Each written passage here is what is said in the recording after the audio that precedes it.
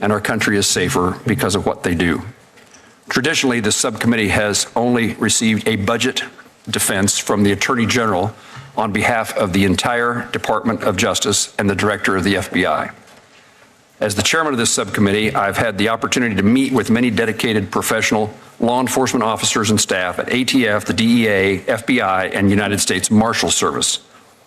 I've long believed that these agencies, they also deserve, in addition to the FBI, in addition to the Department of Justice, the opportunity to explain to this committee the resources they need to execute their missions. Each of you, all these agencies are important, and I want this subcommittee to be able to hear from you and to ask you questions regarding your budget requests. Our witnesses will discuss their budget requests in greater detail today, so I'll only note that each component has requested an increase above the FY 2026 enacted levels. We've had several years of relatively flat budgets, and in the case of ATF, significant reductions. These agencies need additional resources to carry out their responsibilities effectively. I've seen firsthand the important work these agencies are doing in my home state, whether it's ATF expanding crime gun intelligence through its partnership at Wichita State University, DEA's effort to combat fentanyl trafficking and support law enforcement in rural communities across Kansas, the FBI's coordination with state and local partners as Kansas City prepares to host soccer matches during the FIFA 2026 World Cup, or the Marshals working alongside local law enforcement through fugitive task forces across the District of Kansas. Today's hearing is an opportunity for this committee to better understand the challenges facing each of your agencies, the resources you believe are necessary to carry out your missions, and how Congress can best support the men and women serving in the federal law enforcement. I appreciate each of you being here today, and I look forward to your testimony. Senator Van Hollen, you're recognized. Thank you, Mr. Chairman. I look forward to working with you again to write a bill that provides the resources the FBI, DEA, ATF, and the U.S. Marshal Service need to protect their core missions, ensuring the safety, security, and rights of the American people. I also look forward to continuing to work with you to ensure oversight and accountability regarding the new FBI headquarters and making sure that it meets the mission and security requirements of the FBI. And I welcome all the witnesses today as we recognize key members of our American law enforcement family during National Police Week. I look forward to hearing about the various budget requests, but we should acknowledge that we are not gathered here at this hearing at a normal time, because what we are learning about what's happening at the FBI is anything but normal. Director Patel, as you ask for more taxpayer resources, we cannot look away from the credible, extremely troubling reports about your misconduct at the FBI. All four of you hold positions of great public trust. The American people trust that each of you will responsibly exercise your powers to protect them. You're expected to be on call night and day, able to make quick decisions to guard our nation's security. You must always be prepared to answer that call, whether it comes at 3 p.m. or 3 a.m. That is your duty. Director Patel, I don't care one bit about your private life, and I don't give a damn about what you do on your own time and your own dime, unless and until it interferes with your public responsibilities. Being the director of the FBI is an awesome responsibility. And when your private actions make it impossible for you to perform your public duties, we have a big problem. You cannot perform those public duties if you're incapacitated. And Director Patel, these reports about your conduct, including reports of your being so drunk and hungover that your staff had to force entry into your home, are extremely alarming. If true, they demonstrate a gross dereliction of your duty and a betrayal of public trust. I cannot imagine ever having to worry about former FBI directors Wray or Mueller spending multiple weekends drinking heavily at the Poodle Room in Las Vegas. Now, I understand that you've denied these reports, and you will have a chance today here to challenge them. But the problem with your leadership does not end there.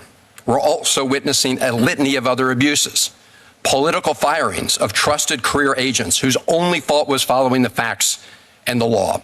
That includes the firing of agents and staff from a special counterintelligence unit that monitored threats from Iran. weaponizing the FBI to seek political revenge on former FBI Director James Comey and others, using FBI investigative resources to go after journalists who write stories that you don't like. And just this morning, we learned more details about your firing of Brian Driscoll, a decorated FBI special agent with nearly 2 decades of experience. He claims in an interview that you made clear that his failure at the FBI was tied to, that his future at the FBI was tied to his political allegiance to Donald Trump. So you're asking for more resources at a time that you're misspending valuable resources on political revenge instead of focusing on defending our national security. I'm pleased, as the chairman said, that all of your agencies noticed our bipartisan opposition to the deep cuts from last year and have presented more robust plans this year.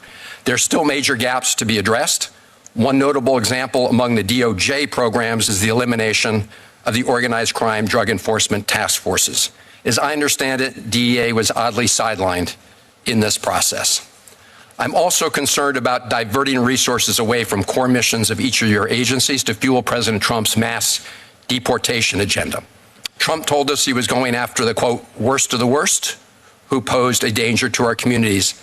That would be fine. But if you look at the Department of Homeland Security's own data, overwhelmingly the people being targeted and locked up pose no risk to public safety. So when you divert resources away from fighting serious violent crime to locking people up who mostly don't pose a risk to public safety, you're making us less, not more safe. Let me close by thanking the thousands of law enforcement personnel, both local, state, and federal, who work tirelessly each day to keep us all safe. And I look forward to the hearing and discussion today. Thank you, Mr. Chairman. You're welcome. You're welcome, Ranking Member. I look forward to working with you as we work our way through these budget requests and our appropriations process. I now recognize our witnesses for their testimony, and I recognize the Director of the FBI, Kash Patel. Good afternoon, Chairman Moran, Ranking Member Van Hollen, and members of the subcommittee. Thank you for inviting me to represent the FBI's fiscal year 2027.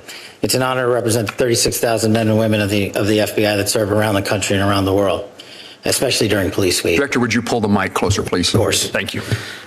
This week, especially for Police Week, we pause to commemorate the incredible dedication and bravery of our law enforcement communities across the country, who stand on the front lines and shield our citizens from dangers that threaten our everyday way of life. Every day, the FBI safeguards our nation's safety and security with our law enforcement partners. To achieve our no-fail mission, we fully support the President's budget proposal for the FBI for $12.53 billion to get us right-sized. Before getting into specifics, I'd like to highlight that the importance of the FBI mission is never more important than at this critical time, especially during the recent violent attacks during the White House Correspondents' Dinner, which all too many of us were there. I was proud that the FBI within moments immediately jumped into action, launched a bi-coastal investigation, launched fixed-wing and rotary assets and men and women in evidence response teams, bond technicians, and interviews. And within 24 hours, we had that evidence from California to Boston, back in Washington, D.C., and the individual was charged. That is truly exemplary work by the interagency and our state and local partners and the men and women of the FBI. Thanks to the brilliant personnel at the FBI, this year has been truly historic in the reduction of crime. It has been a record-breaking year. We have seen in 2025 alone a historic 20-point decline in the nation's murder rate. We also saw 44,000 violent offenders arrested by this FBI last year alone. To put that in perspective, that's twice as many violent offenders arrested in all of 2024. The FBI seized more than 2,200 kilograms of fentanyl last year. That's a 31% increase from 2024. That's enough to kill 180 million Americans across this country. The FBI arrested 8 of our top 10 most wanted fugitives in just 14 months. To put that in perspective, that's double the number of the entirety of the prior administration. We've made over 3,000 arrests and seized over 1,000 firearms at the border, including 90 high-value targets from Mexico brought here for prosecution. And through our leadership in the Homeland Security Task Force and the interagency, a 6-week effort led by the HSTFs contributed to 400 operations, 32 federal agents working it, and 91 metric tons of drugs were seized. We've also seen unprecedented progress in protecting our most vulnerable, our children. In 2025, we located more than 6,300 missing kids. That's a 30% increase from 2024. and we arrested more than 2,000 child predators and human traffickers in 2025. That's a 17% increase from 2024. We also wiped out 4 million pedophile accounts off the dark web entirely. And we also focused in on the 764 network, those who especially target our youth and are vulnerable online. And we saw a 500% increase in the arrests of the NVE community. In terms of national security, we've been equally aggressive on that front as well, on the counterterrorism side, on the domestic and homegrown violent extremist side. And there's no overstating that our work, the men and women at the FBI, proudly stopped 4 terrorist attacks in the month of December last year alone in California, Pennsylvania, Texas, and New York. We also stood up the NSPM Joint Mission Center, integrating intelligence and operational expertise across our agencies to disrupt political violence and domestic terrorism. We finally empowered our capabilities at the FBI with an AI advancement that the FBI workforce has not seen. This FBI is up using AI 230% across our enterprise. The Bureau is fully engaged in defending against cyber attacks from nation-state adversaries, criminals, and everything in between. Last year, our Internet Crime Complaint Center fielded more than 1 million complaints that totaled nearly $21 billion in losses based on cyber theft. We've also seen an increase in complex financial crime arrests, included 400 indictments, and seized over $1.6 billion in funds related to those crimes, a 65% increase. Maybe most impactful in terms of scams, the FBI has led the overseas operations in Cambodia, Thailand, and Burma, crippling the scam center compound stood up by the CCP, including the arrest of an individual responsible for $14 billion in scams alone. And we're scuttling these compounds one by one. Just last week in Dubai, thanks to the cooperation of the FBI and the Dubai National Police and MPS, we arrested 300 individuals, freed 2,000 people who forced into traffic labor, and shut down a $4 billion scam center that was operating to fleece Americans and seniors of their hard-earned dollars.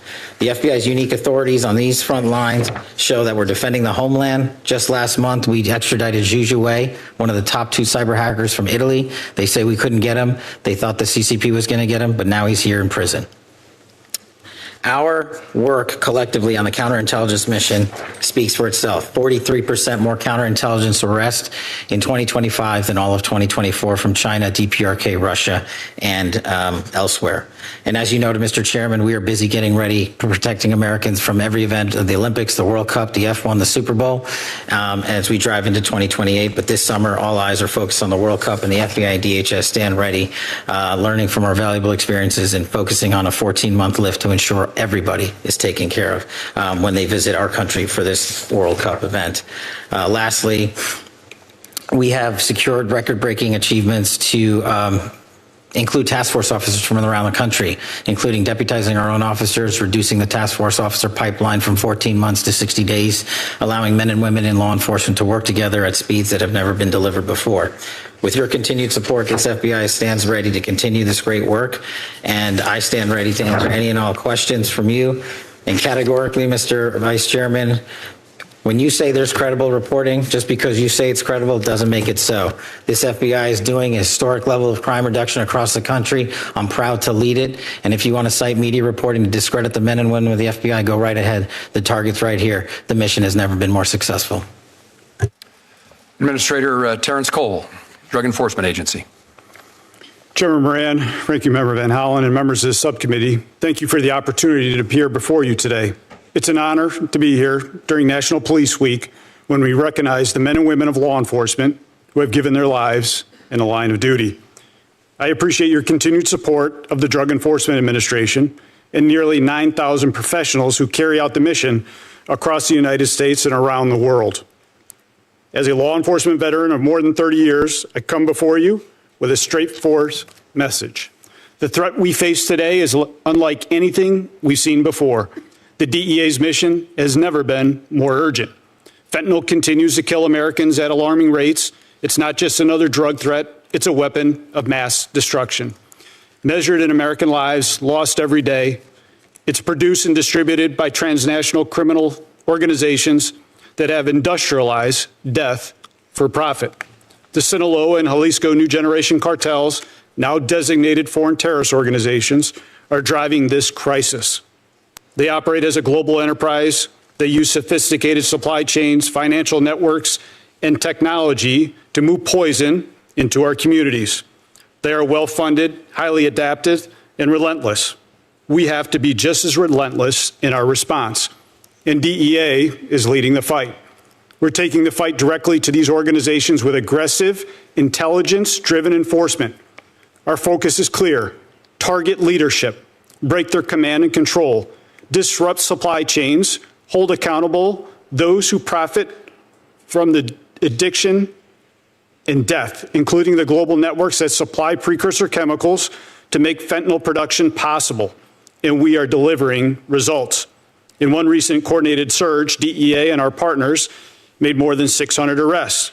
We seized hundreds of kilograms of fentanyl, multi-ton quantities of cocaine and meth, hundreds of firearms, and more than $11 million in U.S. currency. Across our fentanyl operations, we've made thousands of arrests tied to trafficking networks, seized millions of fentanyl pills, removed hundreds of kilograms of fentanyl powder from circulation. Those numbers translate directly into lives saved. We're also seeing an impact at our community level. In one city alone, targeted operations with our partners led to the reduction in violent crime of more than 1/3, and a significant amount of drugs and firearms taken off the streets. Drug trafficking drives violence. When we dismantle these networks, we're not just removing drugs, we're making communities safer. We're also focused on the financial side of this fight. We're going after the money, including the use of cryptocurrency and other tools that these organizations rely on to move and hide profits. Our reach is both global and local. DEA operates in 82 offices across 62 countries and maintains a presence of 26 field divisions with more than 200 offices here at home. This allows us to attack the problem from source to the street. We do this work with discipline and accountability. DEA's workforce is a driven agency. We have nearly 9,000 employees on board against an authorized level of nearly 9,700 employees. That includes just over 4,000 special agents on board compared to nearly 4,800 authorized. We prioritize putting people where they have the greatest impact, on the front lines. We're also careful stewards of the taxpayers' resources. More than 80% of our budget supports mandatory costs like salaries. Only a small portion is available for operational work. That means every operational dollar has to count, and it does. We prioritize keeping agents in the field, focus our resources on action that dismantles organizations and removes drugs from our community. We measure success by impact. Networks disrupted, communities protected, lives saved. The president's budget reflects confidence in that approach.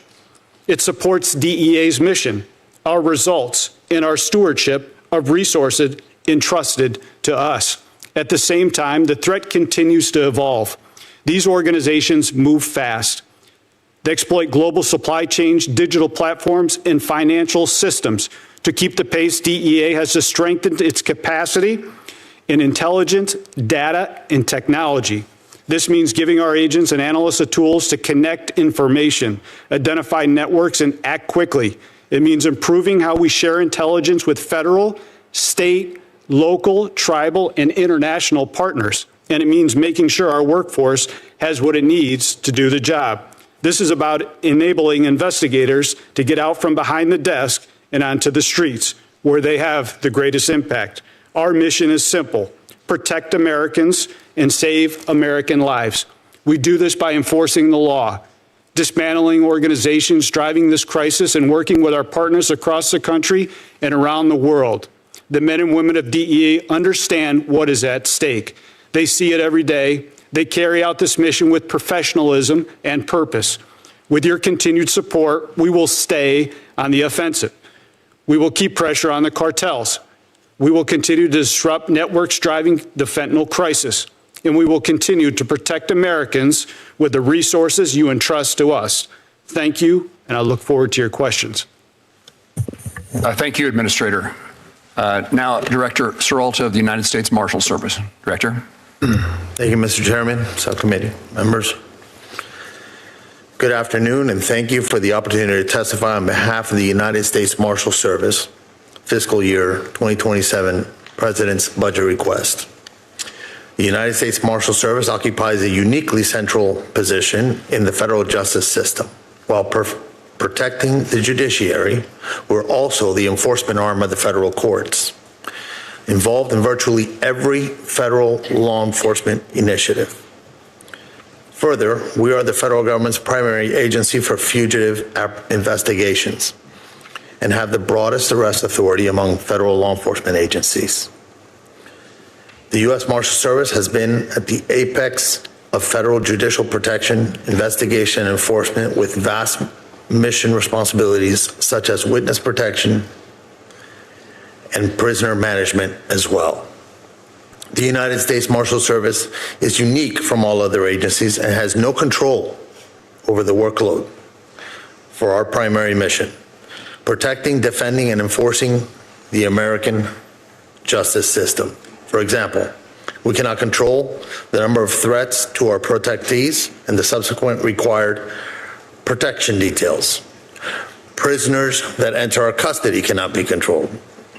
How many federal witnesses we protect, or how many judicial proceedings are held each year. We're excited to work with you in advancing the United States Marshal Service forward in fiscal year 2027. This will require increases in personal equipment for critical safety needs. Our total budget request for nearly $5.2 billion includes, God bless you, $2.2 billion for salaries and expenses, $15 million for construction, and $3 billion for federal prisoner detention. Our workforce is one of the smallest in the federal law enforcement, at about 3,800 deputy U.S. Marshals. However, in fiscal year 2025, we arrested over 73,000 fugitives, conducted over 308,000 prisoner movements, housed over 55,000 prisoners, managed 37,000 assets worth $10.4 billion, provided security details for 18 protectees, in addition to securing the residences of the U.S. Supreme Court justices. Our continued success depends on our ability to provide the appropriate funding and personnel to support our missions. The fiscal year 2027 President's budget request maintains and advances funding for core activities. The U.S. Marshal Service requests program increases of $478 million for salaries and expenses appropriation to support the addition of 918 positions, of which 645 positions are for much needed Deputy United States Marshals.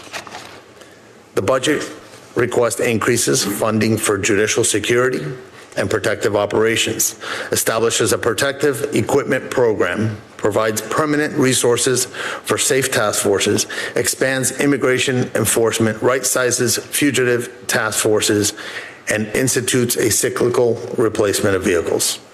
One highlight of the U.S. Marshal Service budget request is one that is always at the forefront of my heart and this committee's concern, and that's the safety and security of our law enforcement officers. This morning, at the Marshal Service headquarters, we honored our fallen as part of our National Police Week ceremonies, recognizing officers who have lost their lives in the line of duty. We read the names of more than 300 of them. It is imperative that we provide the best equipment and training to aid in protecting our deputies while accomplishing our operational missions safely and successfully. I would like to discuss a matter of utmost importance: courthouse security and our construction appropriation. Unfortunately, the backlog of renovation projects to fix critical facility and security deficiency currently exceeds $484 million. Additional funding is necessary to maintain the infrastructure for the safety of the judicial officials, courtroom participants, the public, and our personnel. Lastly, the Marshal Service is required to house all detainees remanded to the custody of the Attorney General and must ensure sufficient resources are available for their housing and care. We have had some funding challenges in the last few years and appreciate the President's budget request of $3 billion. In closing, our continued success depends on our ability to provide the appropriate funding and personnel to support these vital functions. And so on behalf of the brave men and women of the United States Marshal Service, I thank you. Thank you. And now, Robert Sakata, the Director of the Alcohol, Tobacco, Firearms, and I appreciate your attendance. Thank you. Good afternoon, sir. Good afternoon, Chairman Moran, Ranking Member Van Hollen, and members of the subcommittee. Thank you for the opportunity to discuss the President's fiscal year 2027 budget request for the Bureau of Alcohol, Tobacco, Firearms, and Explosives. I am truly honored to be here. ATF is the only federal law enforcement agency whose primary mission is combating violent crime. We arrest violent criminals, disrupt firearms trafficking networks that arm gangs and cartels, investigate bombings and arsons, and deliver world-class forensic and intelligence services to state and local partners, all while protecting the Second Amendment rights of law-abiding Americans. We are a small federal agency with roughly 4,600 employees, but we are mighty. Our actions speak for themselves. Since January 20th, 2025, ATF has arrested over 8,700 criminals and seized nearly 44,000 firearms. Approximately 5,100 were interdicted before they were trafficked into Mexico. Just over 2.7 million rounds of ammunition and more than 28,300 illegal explosives were also interdicted and seized as evidence. ATF also investigated more than 3,500 arson and explosives incidents and deployed the National Response Team to 22 callouts, including the Palisades wildfire in California. We completed more than 11,000 FFL inspections and processed nearly 856,000 firearm trace requests for our state and local partners. We've also been very busy making operational improvements to our e-forms processing times. Between January 1, 2026 and April 14, 2026, ATF received more than 1 million e-form applications and finalized nearly 924,000 of those applications. Today, we are on track to hit a new record. By the end of May, we will have processed as many e-form 1 and 4 applications in 2026 as we did in the entirety of 2023. We have done all of this while cutting e-forms 1 processing times from 47 days to 42 days and cutting e-form 4 processing times from 230 days in 2023 to just 12 days today. The funds Congress has appropriated to date have allowed ATF to make a tangible difference in communities throughout the country every single day. ATF provides critical services to state and local law enforcement at no cost, including firearms tracing, ballistic intelligence, and forensic laboratory examinations involving firearms, arson, and explosives. These capabilities are central to identifying shooters, disrupting trafficking networks, and solving violent crime. ATF is grateful for this funding and has achieved a tremendous result, but without adequate investments by Congress, these results are not further sustainable. That is what makes the President's FY27 budget request for ATF so important. It totals $1.652 billion for salaries and expenses with 4,749 full-time equivalents. It is what ATF requires to sustain our mission. Notably, the administration's budget includes 2 program enhancements, $7.8 million for NIBIN and $25.8 million for combating gun violence. The NIBIN enhancement will enable ATF to replace aging ballistics imaging equipment and expand correlation services to additional sites. This would ensure timely investigative lead generation, allowing law enforcement to identify and apprehend violent offenders more effectively. The combating gun violence enhancement will enable ATF to add 86 positions, including 60 special agents, to support the expansion of firearms trafficking task forces along the southwest border and increase ATF's ability to identify, disrupt, and dismantle cross-border smuggling operations.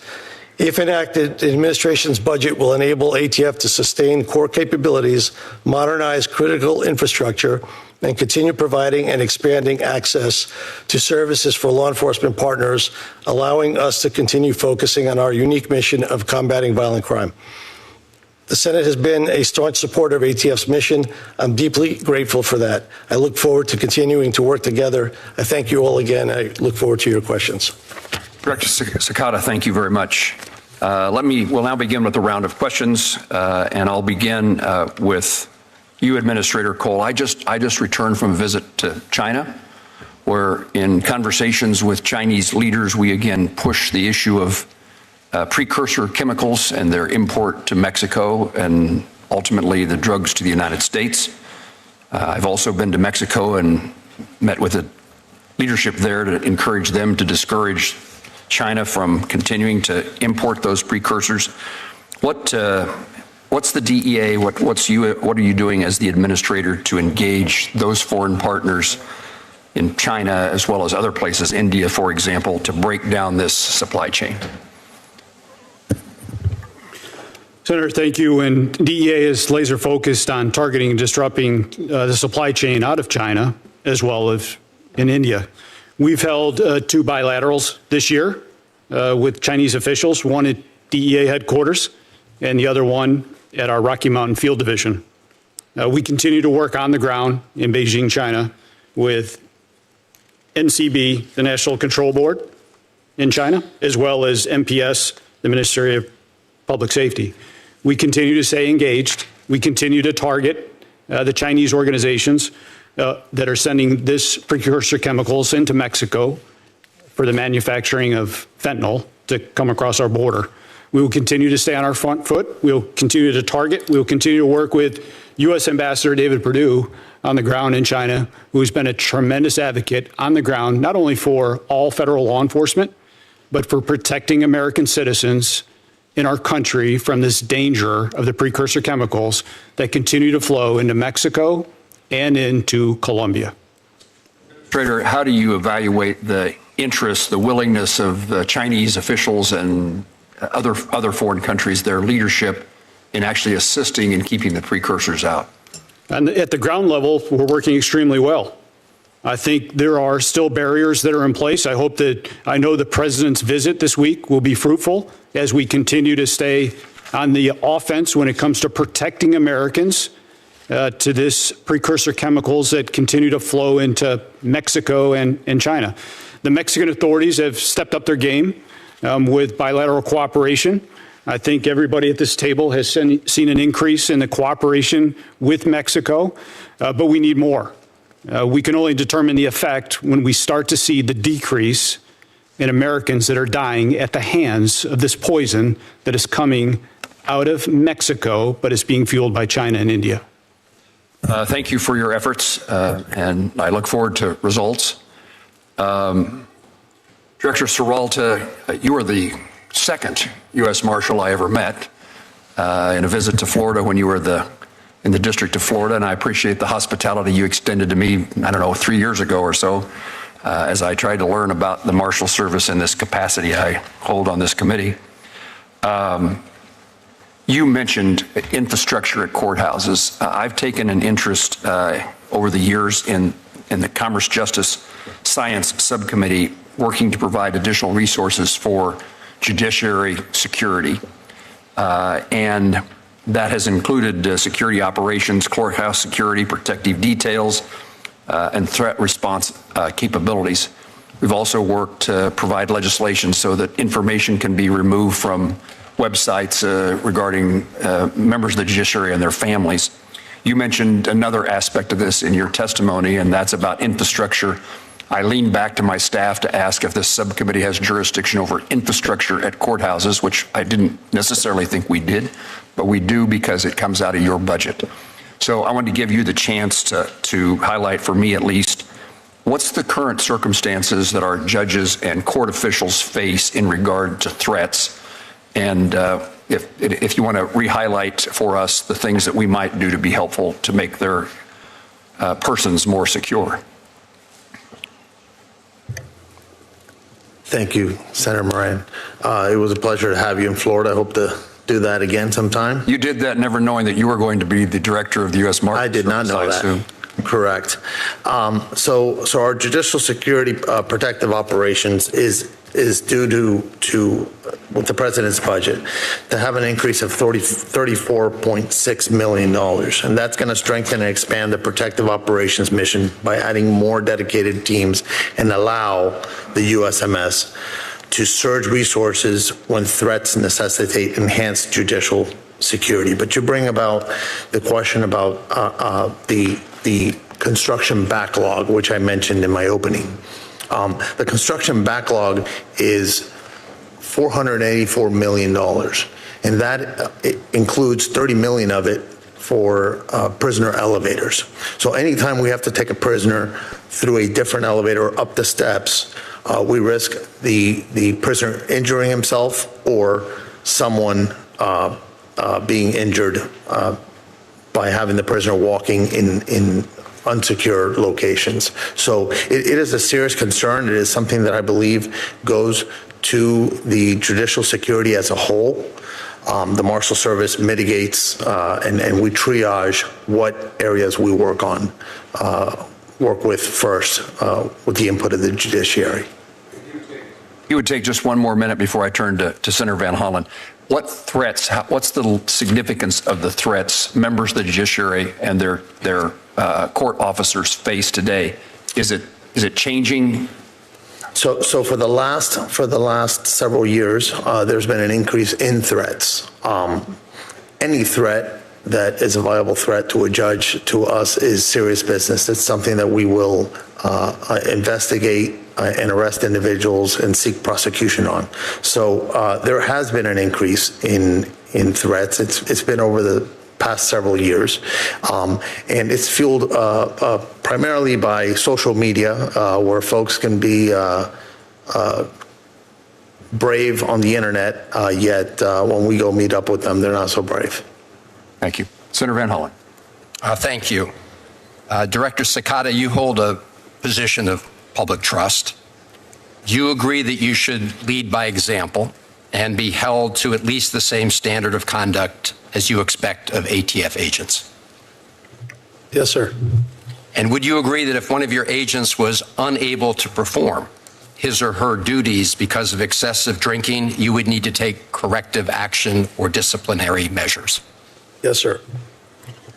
Director Seralta, same question for you with respect to the U.S. Marshal Service. Do you agree with the responses from Director Cicada? Ranking Member Van Hollen, that would be correct. I would do that after a thorough investigation by our internal affairs.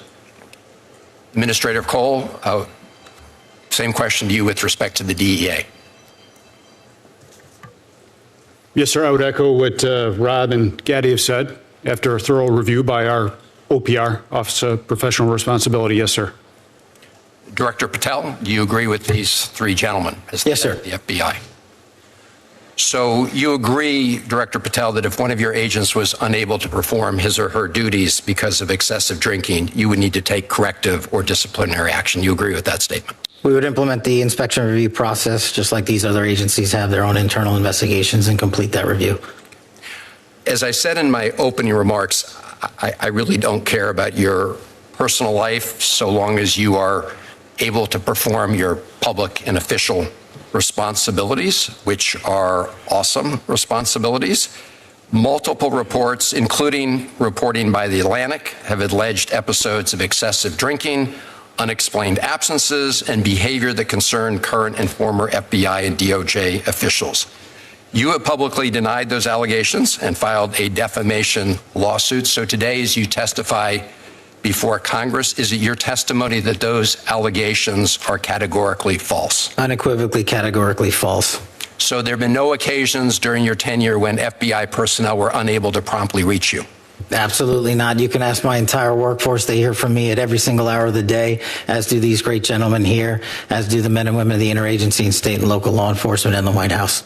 And so there have been no occasions when your security detail had difficulty waking or locating you, is that right? Nope, it's a total farce. I don't even know where you get this stuff, but it doesn't make it credible because you say so.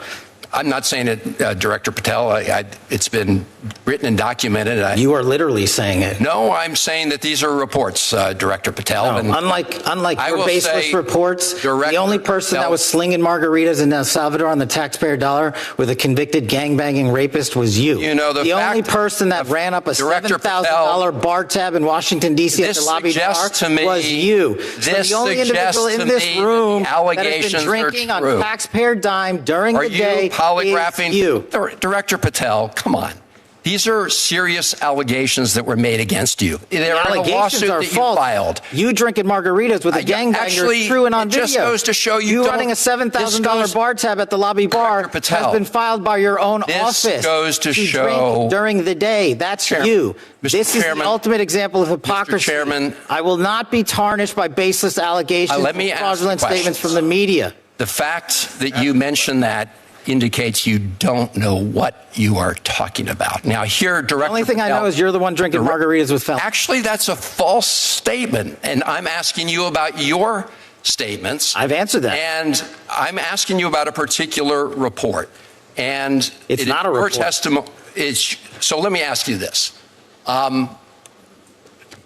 Are you willing to take the test that it's called the audit test that members of our active duty military and others take to determine whether they have a drinking problem? I'll take any test you're willing to take. I will take it, Director Patel. I'll take it. You ready to take it? Let's go. Yes or no? Let's go. Side I'll by take side. it. I'll take it. All right. I think that the fact that you're so, have you ordered polygraph tests of members of your team to determine how that story came about? The FBI conducts polygraph tests all the time. No. Have you ordered polygraph tests for members of your team to determine who was the source of the stories that I'm asking you about? I don't order any polygraph tests. There's an internal inspection review process for any and all leaks, especially of baseless information at the FBI, that's been in place for the last 30 years. Those processes are followed by career intelligence and agents on the ground.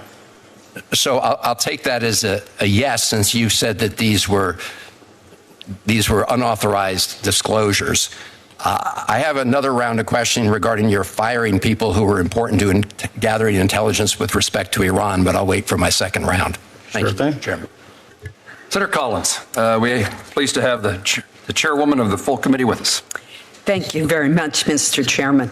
Director Patel, the proliferation of illegal marijuana grow houses connected to transnational criminal organizations originating in China is an ongoing problem in the state of Maine.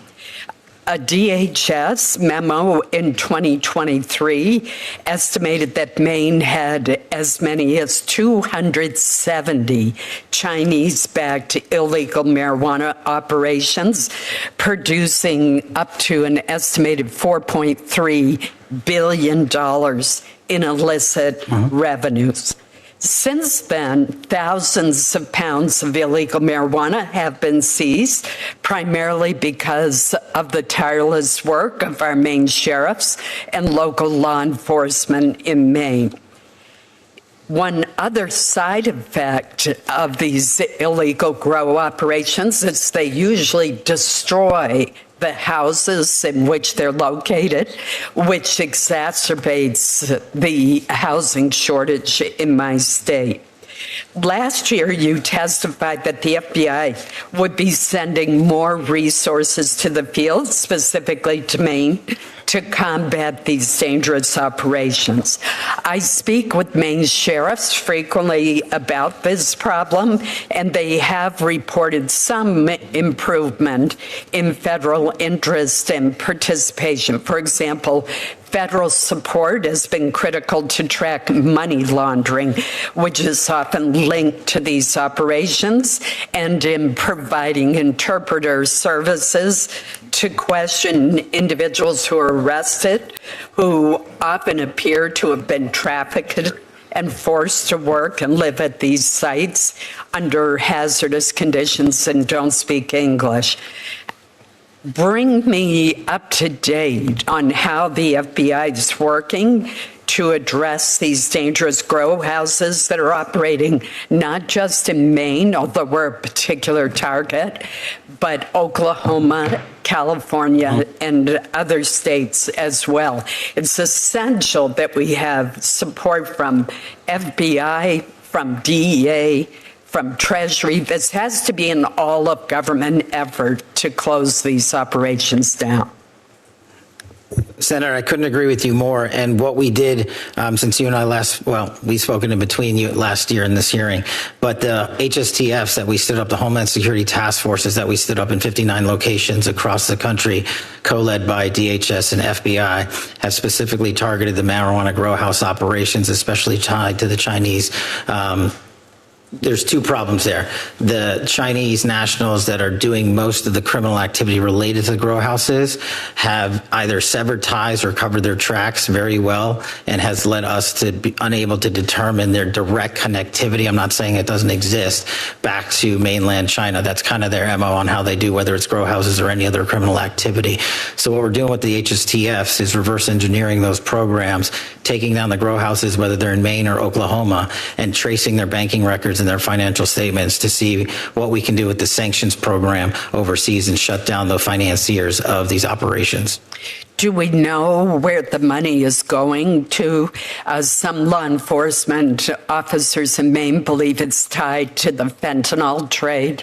Yes, ma'am. I believe, as these gentlemen will tell you, the money always goes back into the drug trafficking trade, into the drug traffickers' pockets.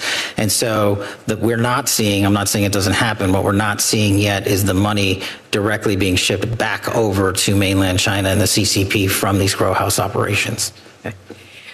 I would encourage you to even increase your efforts even more, because this remains a huge problem in Maine, despite the valiant efforts of our sheriffs and local law enforcement. Administrator Cole, could you provide an update on DEA's efforts in this area? Yes, ma'am. Yes, Senator. And we continue to target those specific marijuana traffickers in Maine. As of recently, we had executed 44 search warrants in reference to Chinese underground marijuana houses, seized about 32,000 marijuana plants, over 500 pounds of marijuana. And as we continue to trace the Chinese underground banking system, where the funds are being fueled, as the Director Patel had said, they're often using crypto as the instantaneous transfer of wealth. And what that requires our skilled investigators to do is to pull those findings off the blockchain, but to specifically look at 1, 2, and 3 tiers removed to help identify exactly where those illicit gains are going to. We continue to stay on the offensive. Recently, with our Bangor, Maine office, we've identified up to 250 potential locations where this is occurring. So this is ongoing cooperation with our state, local, tribal partners and our federal partners, not only through our efforts, but the efforts of the Homeland Security Task Force that has come together. We will stay on the front foot. We will continue to target and investigate and bring them to justice. Unfortunately, they are embedded, which requires long-term, complex conspiracy work to continue to eradicate not only the poison of the narcotics, but the environmental dangers that they bring to these grow houses. So we will continue. We will keep you posted, Senator. My team is happy to follow up with your team to give you progress and update reports. Thank you. What I have found is a lot of time constituents who live near these houses know what's going on. I mean, all of a sudden, the windows are covered. They see people going in and out at odd hours. They can smell, in some cases, the marijuana. These are not the licensed operations that are legal in Maine. These individuals are not following any of the rules, and they are operating illegally and causing tremendous harm. The fact that your latest reporting shows that there's still 250 houses, and that's probably an underestimate, it shows how incredibly serious this problem is. And again, think of the affordable housing crisis in Maine, in Oklahoma, and other states. These are houses that become uninhabitable because of the amount of black mold that is usually inside of them. So I hope you will continue the task force effort, because this really requires an all-of-government approach. Thank you. Thank you, Mr. Chairman. Thank you, Senator Collins. Senator Shaheen. Thank you, Mr. Chairman, and thank you to each of our witnesses for being here today. Director Cole, I'd like to begin with you. And I'm very pleased that the New England Drug Lab, which is located in Londonderry, New Hampshire, has now opened, not officially, but soon. And it's soon going to start processing samples. But I am concerned about the staff capacity for that lab. And I understand it's going to take about 50 full-time personnel once it's fully staffed. And it's the 8th regional DEA lab. So can you tell me how many positions the DEA needs to fully staff all of its labs, and whether you have requested money in the budget to do that? Senator, thank you for your support of the DEA lab and the funding to go along with it. And we are happy to report on time and within budget. Right.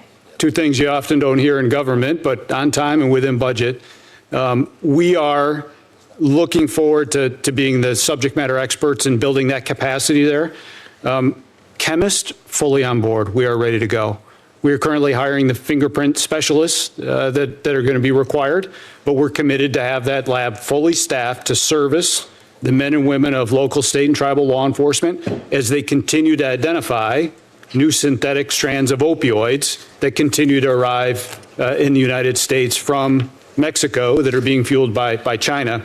It's important to realize that as we continue to identify these strands and push out these PSAs, we have a recent PSA, public service announcement, that went out last week regarding 3 more strands of synthetic opioids. This Yes, lab is... We're seeing that in New Hampshire, and we're very concerned about it.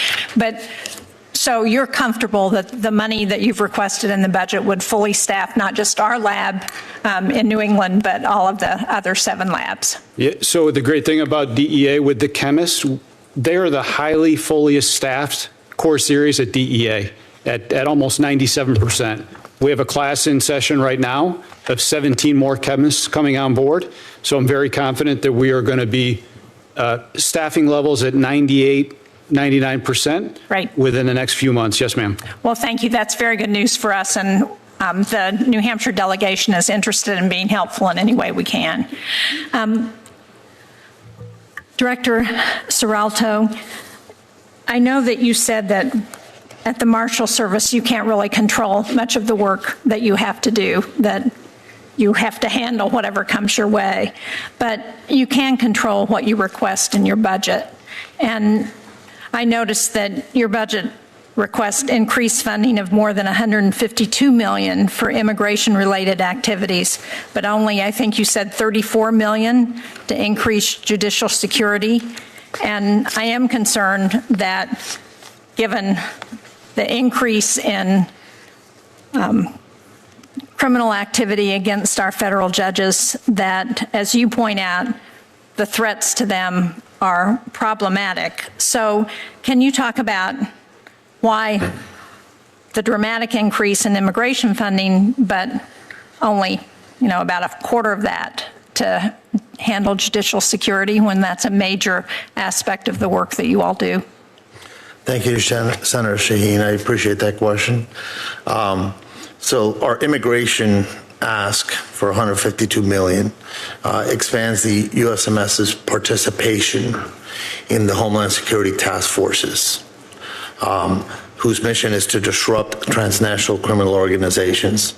It also provides funding to support the USMS's increased workload in our traditional missions. So the efforts of our immigration work as a nation are going to add to the cost of the Marshal Service's processes. I understand, but we've just passed billions of dollars for immigration activities and no additional funding in the Republican-passed reconciliation bills to address judicial security. And given, as you point out, the threats to judges across this country, don't you think it might be better to rely on the billions that are in those bills to address immigration and refocus those dollars for the Marshal Service on judicial security and courthouse security? Well, Senator, I can tell you the Marshal Service could use the money for the security situations with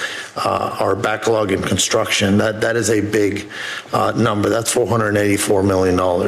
Right, I understand that. So who made the determination that you were going to increase immigration funding by such a large amount? Well, in staffing the HSTFs, the president has given us money to be able to staff those HSTFs. So it is so that we don't take away from judicial security. That's why the number's higher. Our judicial security protective operations has gotten a $34 million, or the budget proposed a $34 million addition. No, I understand, but the $152 million I understood was also an addition. My time is out. Thank you, Mr. Chairman. Thank you, Senator.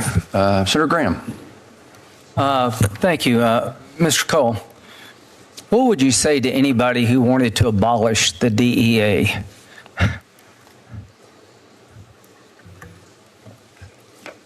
Well, I would have them take a look at our direct workflow. Currently, where last year we seized close to 57 million fentanyl pills in the United States, close to $900 million in U.S. currency that came from drug traffickers. The foreign footprint that we currently have, you would have cartel members celebrating all over the world, designated terrorists celebrating all over the world that the DEA was gone. That's a good answer. So terrorists and drug cartels would be celebrating. So I just want to say to the men and women of the DEA, thank you. I think you make our lives eminently safer. You're doing things that most of us wouldn't want to do in the shadows. So I just wanted to get on the record my view that you perform a very important function. Director Patel, when you look at the threat streams against our country, are they going up or down? The threat streams over the last year in general have gone up over the last few years, which is why you've seen the resulting amount of violent criminal arrests. If we're arresting 44,000 people, which is twice as many as the year before, that's because there's a lot of violent criminals running around America. But the good news is that the FBI, along with these men and their agencies, are doing the work and arresting people at record levels: gangbangers, narcotics traffickers, sex traffickers, terrorists, and those that pose the greatest threat to our national security. During the Biden years, they say 11 to 15 million illegal immigrants came into the country. Are you familiar with that reporting? Yes, sir. So what are we supposed to do? Just ignore it? Well, you don't want to ignore it, do you? not at the FBI, no, sir.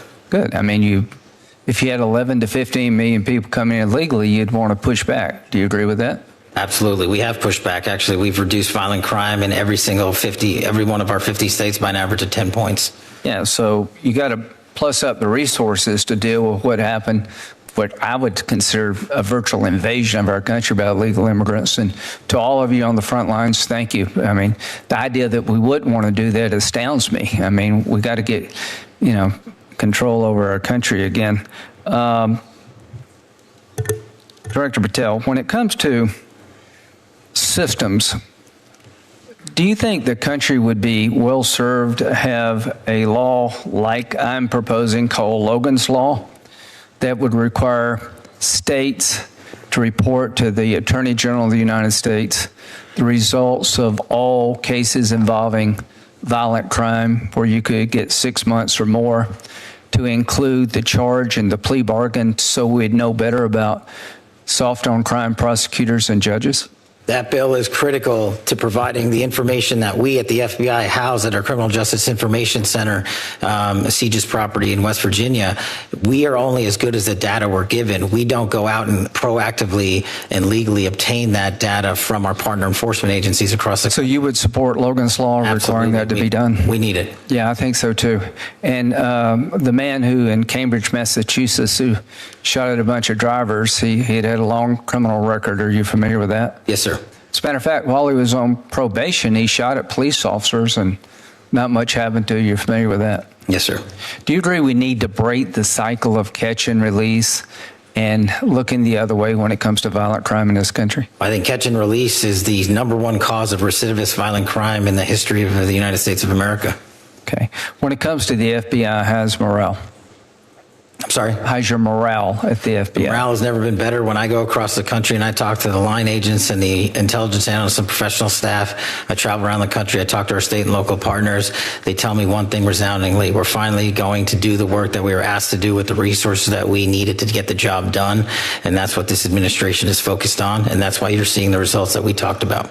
Mr. Cole, do you think we're seeing dividends from your focus on illegal drugs and cartels and all the above? Absolutely, Senator, and we will stay on the offensive, whether it's taking Nicolas Maduro out of Venezuela or capturing the next Chapo or helping coordinate the next Mencho operation. We will continue to target those foreign terrorists that are killing Americans. Do you agree that the Maduro operation not only was flawless, it sent a new message that a new sheriff's in town and created deterrence we haven't had before? I think it sent one great message to everybody in the Western Hemisphere and the dictators and foreign terrorists around the world that they will be held accountable for sending this poison to the U.S. Thank you all very much. Senator Coons. Thank you. Thank you, Madam Chair. Thank you, Chair Moran, Ranking Member Van Hollen, Senator Murkowski, and I appreciate each of our witnesses for being here today. During National Police Week, I just wanted to express my particular appreciation for the men and women of each of your agencies. When I was county executive, I was responsible for the second largest law enforcement agency in our state, and our partnerships with Marshals, ATF, DEA, FBI, and many other elements of federal law enforcement were really critical to our investigations and working to advance security in my home community. In just the last few months, the Newcastle County Police have worked with the FBI to arrest a suspect who had both plans and weapons to carry out a mass shooting at the University of Delaware. Worked with DEA to investigate methamphetamine distributors. Worked with the Marshals Service to arrest a suspect with a warrant out for attempted murder. These are just a few brief examples. I have other topics to get to, but if each of you could just briefly tell me, what are your plans for strengthening your partnerships with local law enforcement, and what more do you need from Congress to execute on those plans? Director Patel. Thank you, Senator. One thing we always need more of is data from state and local. Anything we can do from a legislative perspective at the federal state level to get us that data so we can ingest the data and get it back out to our partners, that's critical. What we're doing to expand specifically at the FBI, for the first time ever, we stood up our LEPIC, our Law Enforcement Partner Engagement Council. So I didn't want to just hear from police officers from around the country by email and phone call. I embedded 10 officers and sheriffs and tribal officers permanently at the FBI because they're the best connected. And so for us, that's the best way forward, along with getting out into the field and making sure our field partners see and feel us and touch us and tell us what their problems are. Thank you, Director. Senator, more connectivity to our state, local, and tribal partners is the utmost importance at DEA. Due with the significant change in the landscape with synthetic opioids, with more methamphetamine pills coming in, more cocaine coming in, it's important that those state and local counterparts, the men and women that are on the front lines every single day, have the same intelligence and the same information that the DEA does. Part of this is coming from our capacity to build foreign partnerships. The amount of foreign partnerships and people we have downrange in Mexico and Colombia, that intel is critical to the beat officer that's working in rural areas. So we have to continue to be better partners, continue to be more engaged, and respond when they call for help to address violent criminal activity. Director Seralto, I'm going to interrupt myself. I appreciate the work that you and the Marshal Service do to keep federal judges safe, but there's thousands of state and local judges who don't have the same intelligence network, the same resources. I'm proud to co-sponsor a bill with Senator John Cornyn that would create a new state judicial threat intelligence and resource center. It would provide security assessments for local courts and help local law enforcement make assessments about how to keep judges' homes safe and how to keep court personnel safe. It's passed the Senate unanimously. Do you have any opinion about whether or not the House should take it up and whether or not partnering with state and local court systems would help advance judicial security in this country?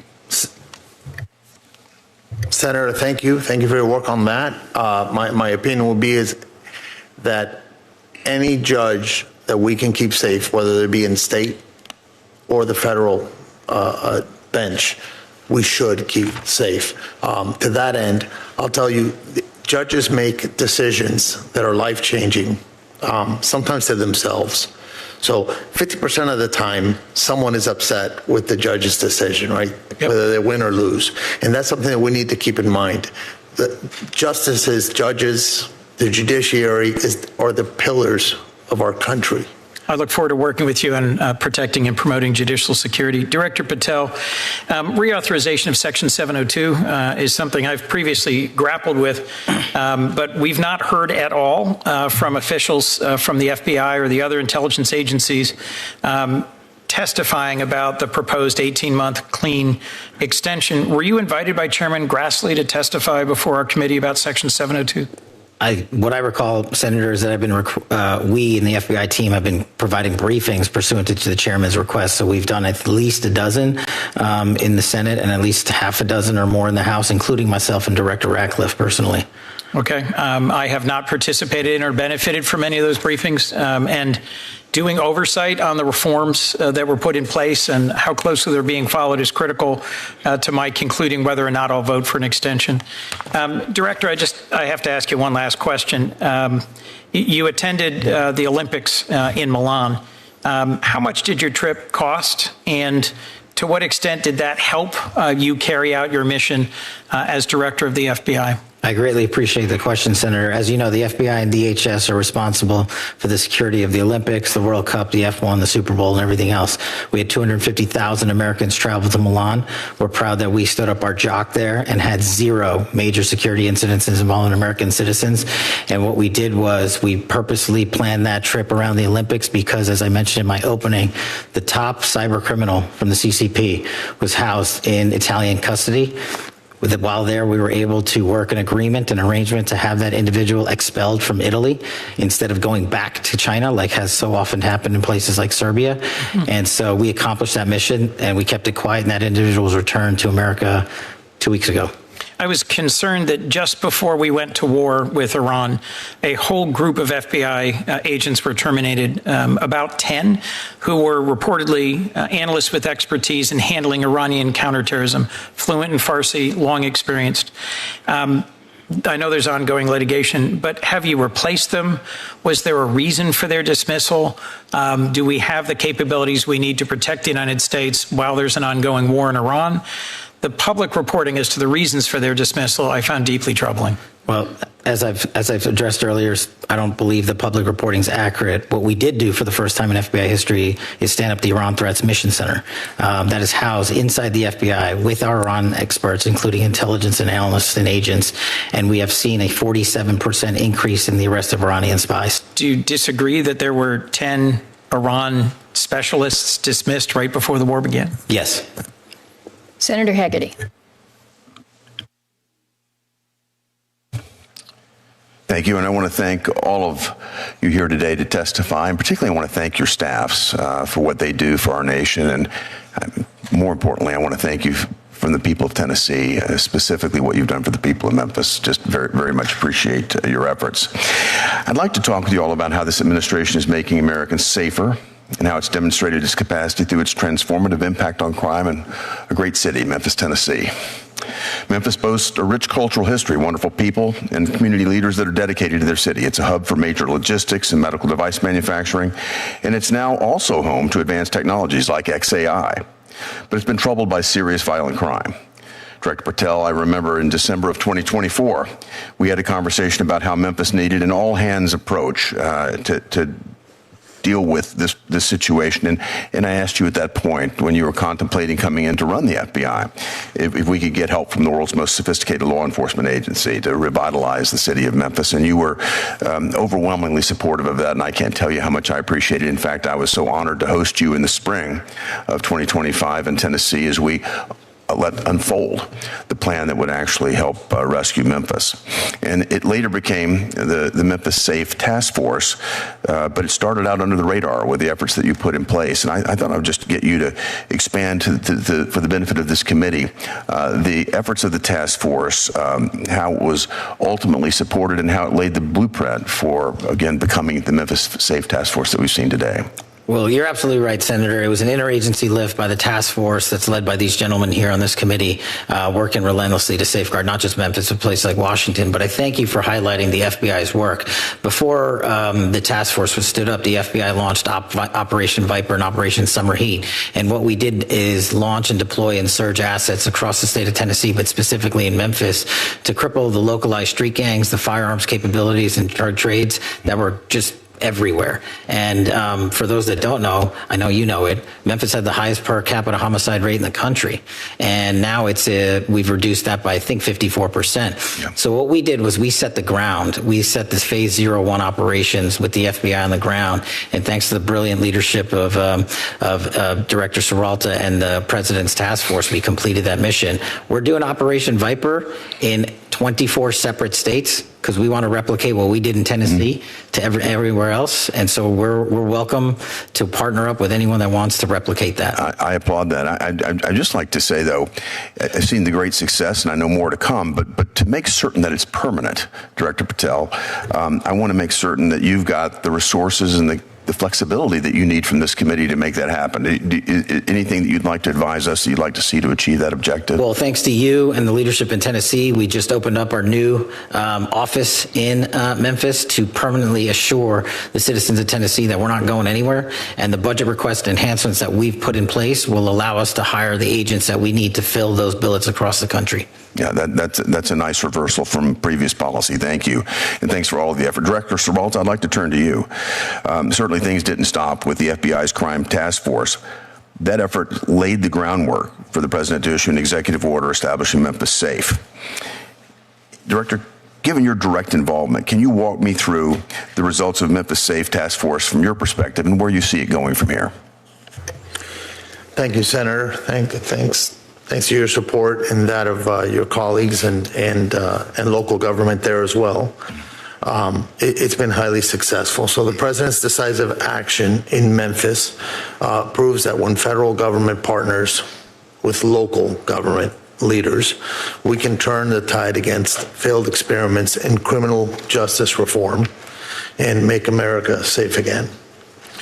Since launching on August 1st, 2025, and as of April 30th, 2026, I am pleased to report that the operation has yielded 8,701 total arrests by federal officers, averaging 40 per day, including 64 for homicide, 957 for narcotics, and 791 for firearms violations. We've seized 1,426 illegal firearms in Memphis alone, an average of 6 per day. That could have fueled more shootings, assaults, or worse in that city. I'm looking actually at one of the records. We had a daily report on this, and I would commend this to my colleagues. This is amazing work that you're doing. Thank you, Director. I hate to cut you short, but I just would like to ask you one other question. It's a glaring example to me when you have cooperation from a state, from a city, what can happen, and the results that you just went through, dramatic improvement. Rather than calling our law enforcement Gestapo like we've heard in some other parts of America, we've embraced the help, and the results have been dramatic. And I'd just like you to share with us the response you've received from the people of Memphis. So it's 31 agencies working together. That includes state and local and federal. And the operation has had significant positive impact on the lives of the Memphis residents. The city residents and visitors are now visiting the downtown area. Local businesses are rallying back. There's been large-scale public events have also shown improved safety outcomes. That was demonstrated in December with the St. Jude Marathon, which hosted about 22,000 runners, and not a single burglary was reported that day. And that's different than compared to other years. Perhaps the most telling is one of our special assistant United States attorneys recently reported that a traveling emergency room doctor expresses appreciation for what the task force has done.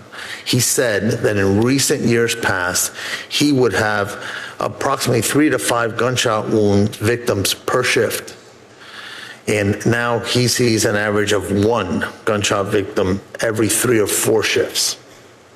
So Dramatic. we've made an amazing impact, and the fiscal year 2027 President's budget request includes a vital program increase for us, $76 million for 200 positions. This is to have that staying power that you were talking about earlier with Director Patel. Thank you, Director Siralton. I just want to say again, I want to thank all of the employees of the 31 agencies that have made Memphis safe again.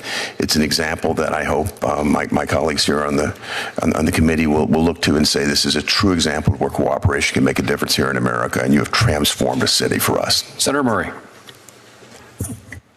Thank you very much. Excuse me for my manners. Thank you for joining us, Vice Chairwoman. No worries. And I appreciate your presence. Thank you very much, Mr. Chairman. Director Patel, I want to start by recognizing important work by the FBI to crack down on fraud. In one case, the FBI helped bring justice multiple former business owners who orchestrated a $205 million Medicare fraud scheme on the American people. And those business owners filed nearly 1 million false claims for services that they never provided to any patients, literally stealing from American taxpayers and preying on vulnerable people who were suffering from Alzheimer's and dementia and substance abuse. But thanks to the FBI, those crooks were held accountable. So I just wanted to ask you today if you would pass along my gratitude to those FBI agents for their tireless work bringing those criminals to justice. I will, ma'am. The fraud work is often overlooked, and I greatly appreciate that. And very important. But I do have to say, unfortunately, President Trump, the guy who says he's going after fraud, granted this man, Lawrence Duran, clemency last June. He was set free and let off the hook for the $87 million he owed in restitution, and Trump granted clemency to Duran's business partner last February, cutting well short her 35-year prison term. He literally undid the important justice work the FBI served and let fraudsters off the hook, and I find that deeply disturbing. With that, I want to say, I want to take a moment to reiterate the important role of DOJ law enforcement in keeping all of us safe. Those agents and deputy marshals are absolutely critical to making sure public safety and solving crime. But I worry that instead of pursuing these child abusers or terrorists or drug traffickers or other criminals, you have our agents spending time carrying out Stephen Miller's mass deportation agenda and harassing families and children.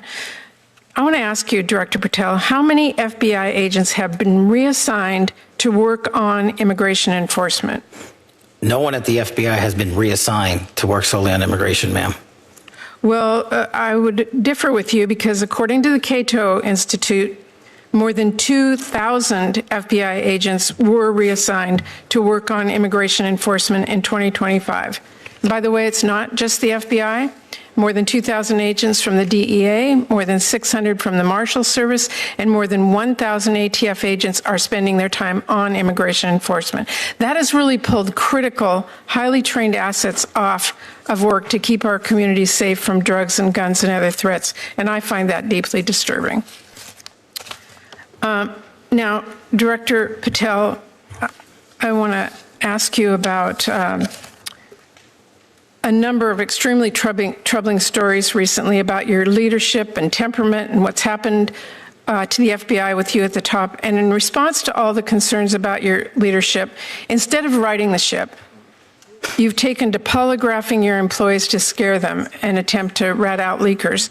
There are reports that you're using FBI resources to investigate journalists for reporting what's going on, and that is absolutely not what this committee intended when we funded the Bureau. So can you commit to this committee today that no agent hours have been pulled from other work like counterterrorism or violent crime investigations to work on matters related to negative press about you or your personal lawsuit? Senator, I greatly appreciate the question, and I can tell you unequivocally, this FBI is targeting and investigating no journalists. This FBI is targeting no journalists. The Obama and Biden administrations targeted dozens of journalists, sent out 1,200 interviews. I didn't ask you about the Biden administration. I asked if you can commit to this committee that no agent hours have been pulled from other work. We have not done so.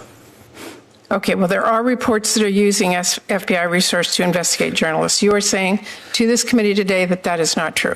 That's correct, ma'am.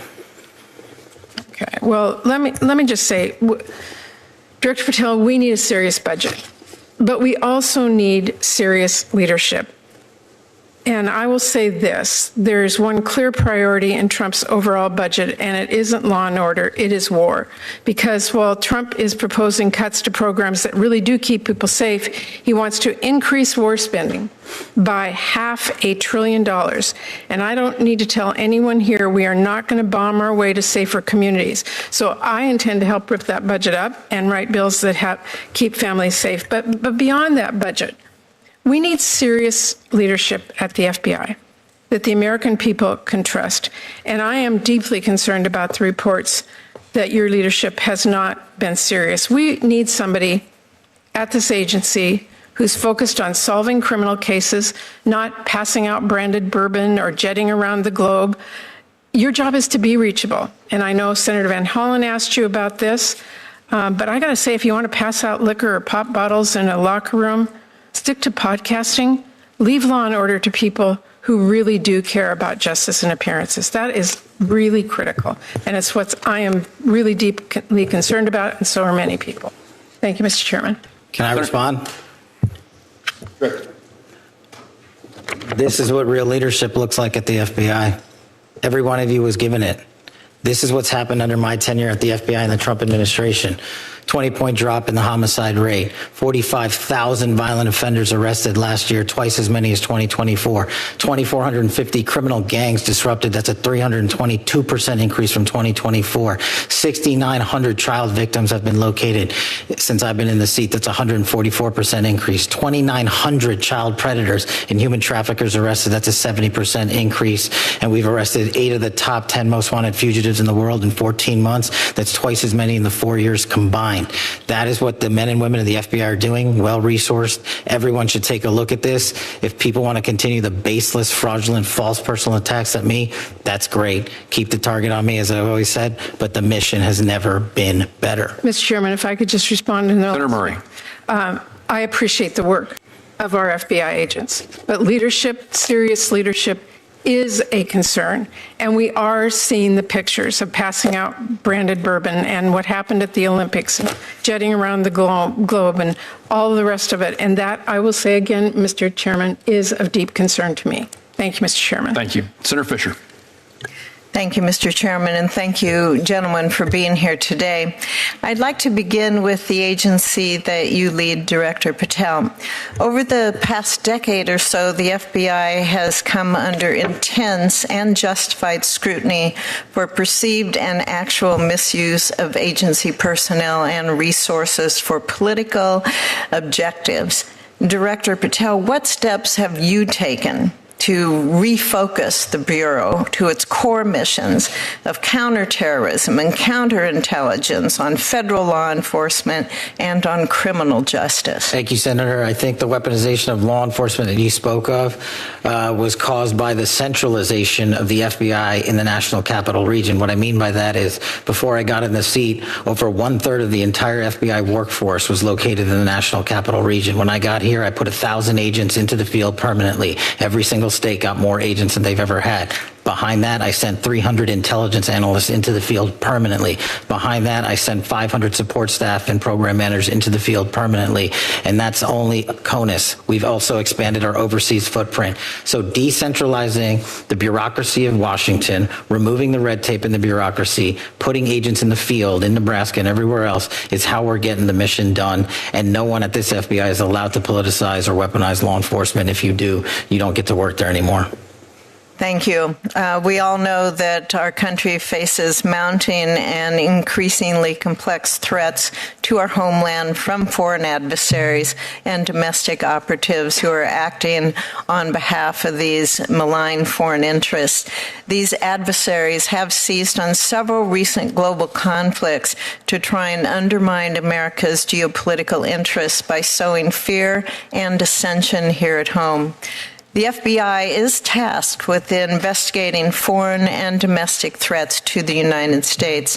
Director, can you tell us, how is the Bureau coordinating with other federal, state, and local law enforcement agencies, other members of the intelligence community, and the military to monitor and mitigate threats to our homeland? What we've done specifically with the Homeland Security Task Force in 59 separate locations is bring in every single agency into one roof and centralize the collected intelligence that they all piece together with their state and local partners. That's critical to the mission set. We've also done things like stand up the C4, the Counter Coordination Fusion Cell in Southwest Arizona, specifically targeting the drug trade with embedded DOD on a DOD facility, on DOW facility. So we're leveraging all capabilities across the board. Our CIA and CT work could not be stronger. We have 2,000 terrorism cases at the FBI. Our CI work has expanded, not gone down. As I've said, we've arrested 44% more espionage actors from China, Russia, and the DPRK and Iran alone. And we're doing that because the interagency, including the intel community, is finally providing us with ways to turn information and intel into evidence that we can use in a court of law. Thank you, Director, and please thank the members of the FBI for me as well. Administrator Cole, from the Chinese precursor chemicals to the cartel-facilitated cross-border smuggling efforts, the global supply chain undergirding that illicit drug trade has posed a serious challenge for federal law enforcement. And the DEA and other federal agencies have made outstanding progress in exposing and disrupting various aspects of this often opaque and disturbingly well-resourced network. Administrator, I was on a CODEL with the chairman of this subcommittee in China, and the precursors to fentanyl is something that we brought up to various officials in the Chinese government. Have you seen a change in the illicit drug trade in recent years, and especially with your time at the agencies? What are we seeing on the ground? At the ground level, the teams are working extremely well, not only in China under the ambassador's leadership, but as we continue to target the Mexican cartels, Sinaloa and CJNG, that receive the precursor chemicals. We need to make sure that we keep an eye on the northern border as well. We see more precursors coming into the port of Vancouver, coming into Canada, and the Canadians, with the Mexican cartels in country, have started producing and manufacturing fentanyl in Canada. In the last 2 months, there's been significant seizures of fentanyl in Canada. Do they cross our country to get there? They arrive at the port of Vancouver. Okay. And then they transition through Canada to the different source locations for manufacturing production, and then it comes across our northern border. It's something that everybody at this table is worried about.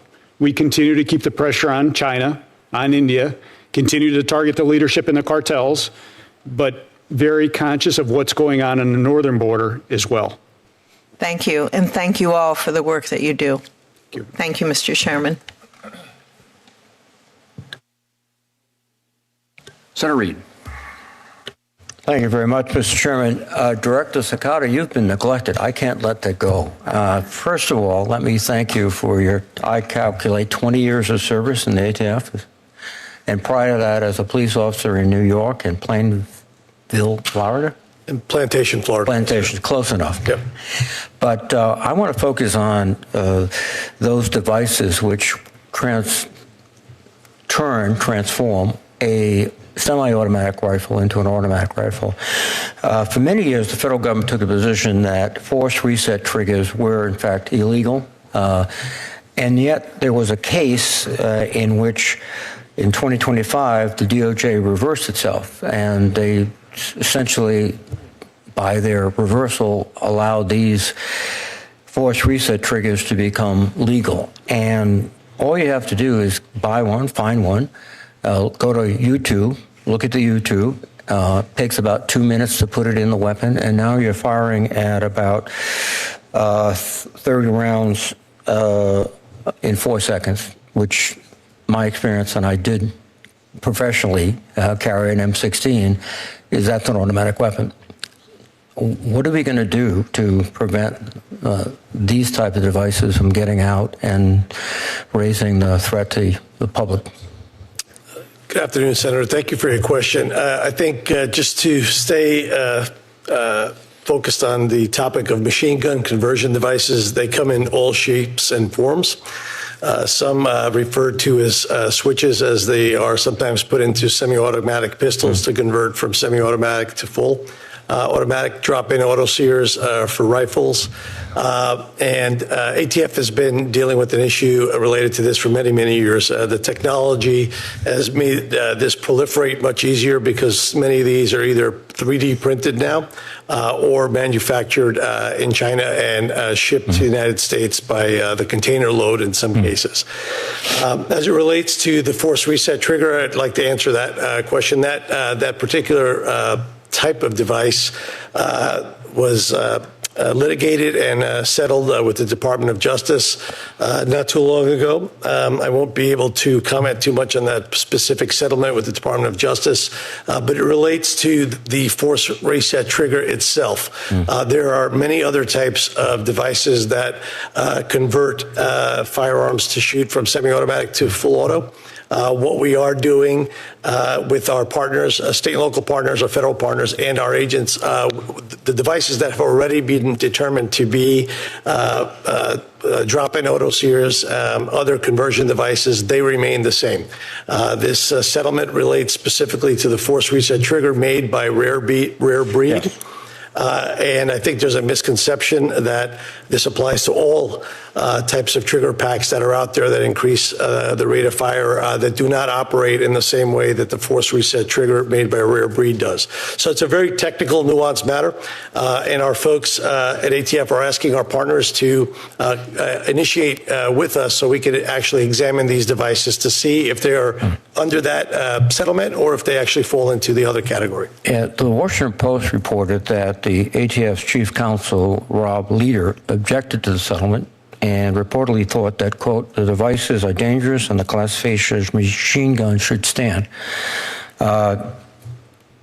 Did you or your predecessor object to the finding? And is Mr. Leader's objection sound? He's an expert in the law of machine guns. Yeah, I think, sir, that this is a matter that Mr. Leiter found to be a very technically nuanced issue in the way that trigger operates. It's a little bit challenging to explain here in this room, but I think if we were able to demonstrate the way they operate as compared to a switch like a drop-in auto sear, there's a clear difference, and I think that's where we found room for the settlement that Mr. Leader participated in. I would suggest that you're looking at the wrong criteria, in my view, based on, again, carrying an M16. It's the rate of fire. It's not the construction of the sear or it's a trigger effect. And when you have a rate of fire of 30 rounds in 4 seconds, that's an automatic weapon. And I think that's the way you should characterize your weapons. If you need congressional support, please call me. If I may, sir, I think I understand where you're coming from, and the rate of fire, unfortunately, is not what the statute defines the machine gun by. So. Well, we should change the statute. So, thank you very much. Senator Britt. Mr. Chairman, thank you so much. I want to thank all of our witnesses for being here today. Director Patel, I'd like to start with you. I want to just highlight some of the great work that the FBI has done in Alabama. So over the last year, we have seen the Bureau oversee the arrest of 1,187 criminals. We have seen you seize 31 kilograms of cocaine and over 3 grams of fentanyl. If you look over just the last 4 months alone, you have arrested 152 criminals, 15 of which have crimes related to human trafficking or crimes against children. And that includes a 2-week operation, Operation Southern Star in Montgomery, Alabama, which was an interagency operation where I believe you had 63 arrests, 52 guns recovered, and 40 drug seizures. As a resident of Montgomery and as someone who is raising her children there, I want to say thank you on behalf of me, on behalf of all the moms and dads that are raising their family there, and on behalf of our community. We say thank you. And I know that this is not just Alabama where you're doing this across the country. It is why the FBI has overseen the largest dip in recorded murders in history. I just want to say thank you. And I think it is also why you have asked for a significant increase when it comes to actually returning to your mission of putting criminals behind bars. I completely support that request and just want you to kind of expand what that would do. Can you talk about how that increase would help you continue the good work that you're doing in Alabama, going after criminals, violent criminals, cartels, and others? And of course, across the country as well. Thank you, Senator. I will pass on your kind words to the workforce for sure. They're greatly appreciated. We're doing two things, as I discussed earlier. Decentralizing Washington, D.C. and putting human capital in the field. And in order to keep backfilling that human capital, we need more. So we need to take on the outdated onboarding pipeline program at Quantico. We've seen the BFTC, our Quantico graduation classes, increase since I've been in the spot, because it used to take over 14 months to get in, and we've shrunk that by over 4 months. We haven't lowered the standards. We just eliminated the wait time after a paperwork application was put in. But what we also need to do is work with our state and local folks in the field and provide them with the advanced training capabilities they need, specifically, for instance, the drone program capability. We launched the first ever of its kind for state and locals ever in the history of the U.S., a counter-UAS program down at the Redstone Arsenal in Huntsville, Alabama. We've graduated 65 state cops from that program. The wait list is long.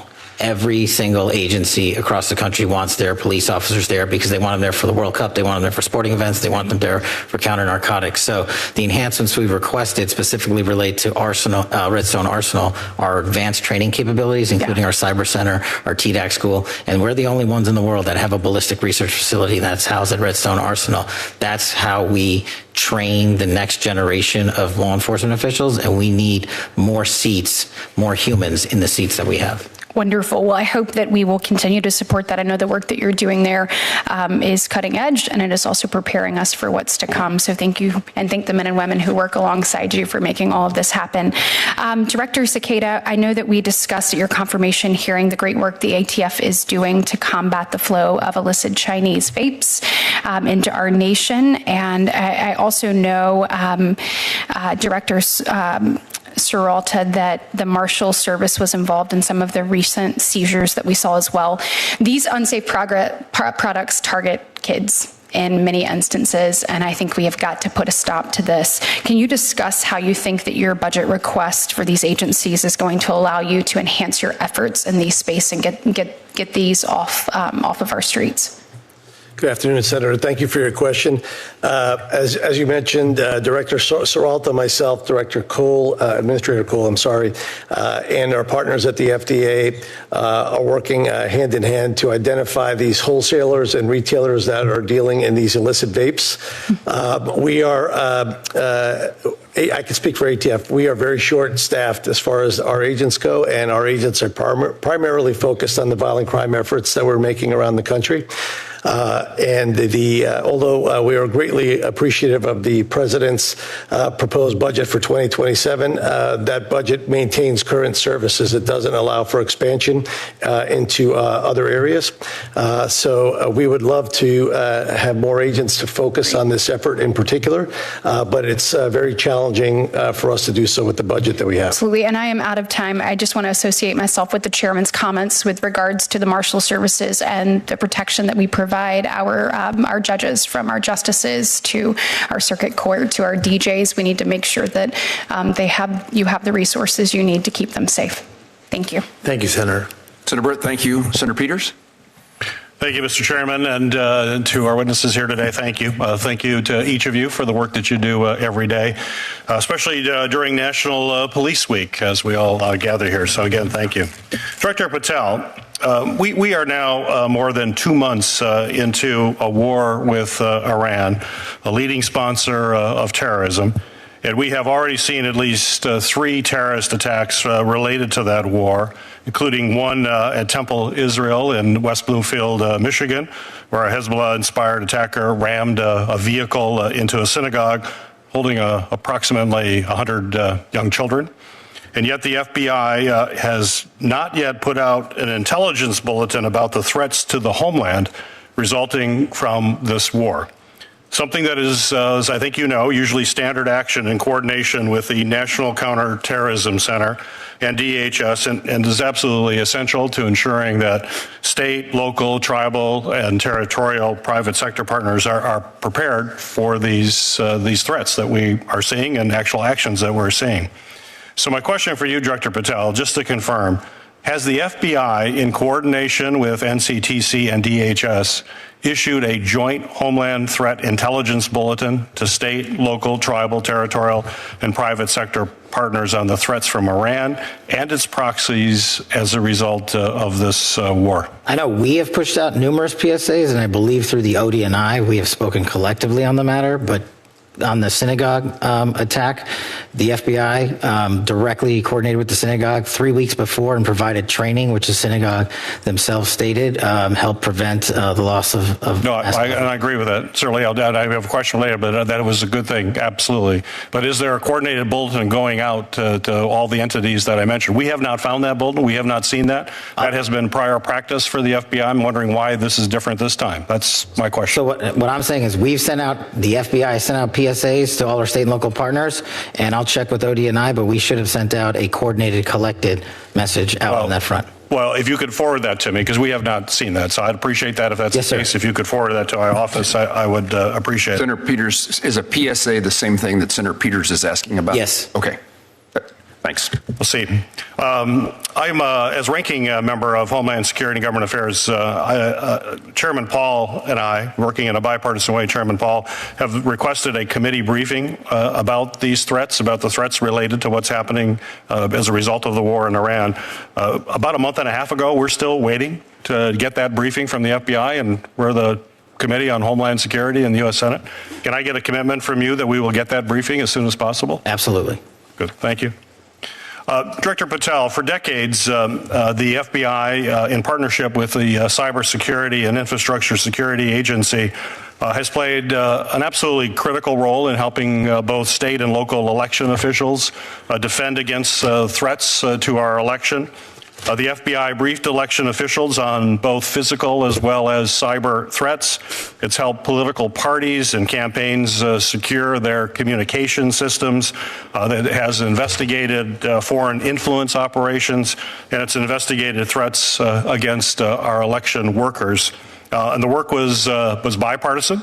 It was technical, and it was trusted over those years. However, today, when we look at what the FBI is doing, it seems to be somewhat different. In January, the FBI seized more than 650 boxes of 2020 election materials from Fulton County, Georgia. In March, the FBI subpoenaed records from a 2020 election audit in Maricopa County, Arizona, an audit that itself actually reaffirmed President Biden's win. And in April, the Justice Department demanded that Wayne County, Michigan, the largest county in my state, turn over ballots from the 2024 election. So, Director Patel, my question is, why should state and local election officials trust the FBI to support them in actually keeping our elections free and fair when the FBI recently appears to be more focused on supporting baseless speculation and debunked conspiracy theories about both the 2020 and the 2024 election? Well, two things, Senator. Thank you. As to the execution of legal search processes, we went to federal and state magistrates, and like we do in any case, and received a ruling of probable cause to advance any investigations we're working on. As to the overall security of the election, that is of primary importance with us, which is why we at the FBI and me have installed ECCs, election county coordinators, in every single 56 field office that I have. We've also stood up a national security, election security post at headquarters for the upcoming midterm elections. And so we are continuing to keep that a priority and collect information as it comes in from overseas and also around the country. Well, that was my follow-up question there. I mean, but, what we've been seeing, some of these actions here are ones that are related to these debunked theories. But our officials want to know what is going to happen going forward. They're going to want to ensure that state and local elections are indeed going to be free and fair, and folks are being protected by the FBI. You mentioned a couple of initiatives. What is the main message that you want to tell right now to election officials all across the United States, that the FBI is actually going to be their partner to ensure, as we have seen in the past, free and fair elections that have occurred every single election in the United States in recent history, that it's also going to happen again this year? That's why we've prioritized and stood up these ECCs. That's why we've prioritized and stood up these national coordination centers. And that's why we're hand in glove embedded with CISA and DHS to ensure the integrity of this upcoming election. We have prioritized that. We have flexed more resources to that, including the personnel I've shifted out to the field. So they're not just at headquarters, are working on election security and election integrity around the country. Well, as you come before the Committee on Homeland Security, which I appreciate your commitment to have that briefing, we're going to want to do a deeper dive into that, and I would hope you'd be prepared to do it at that time, and you could commit to doing that. Thank you, Senator. Thank you. Thank you, Mr. Chairman.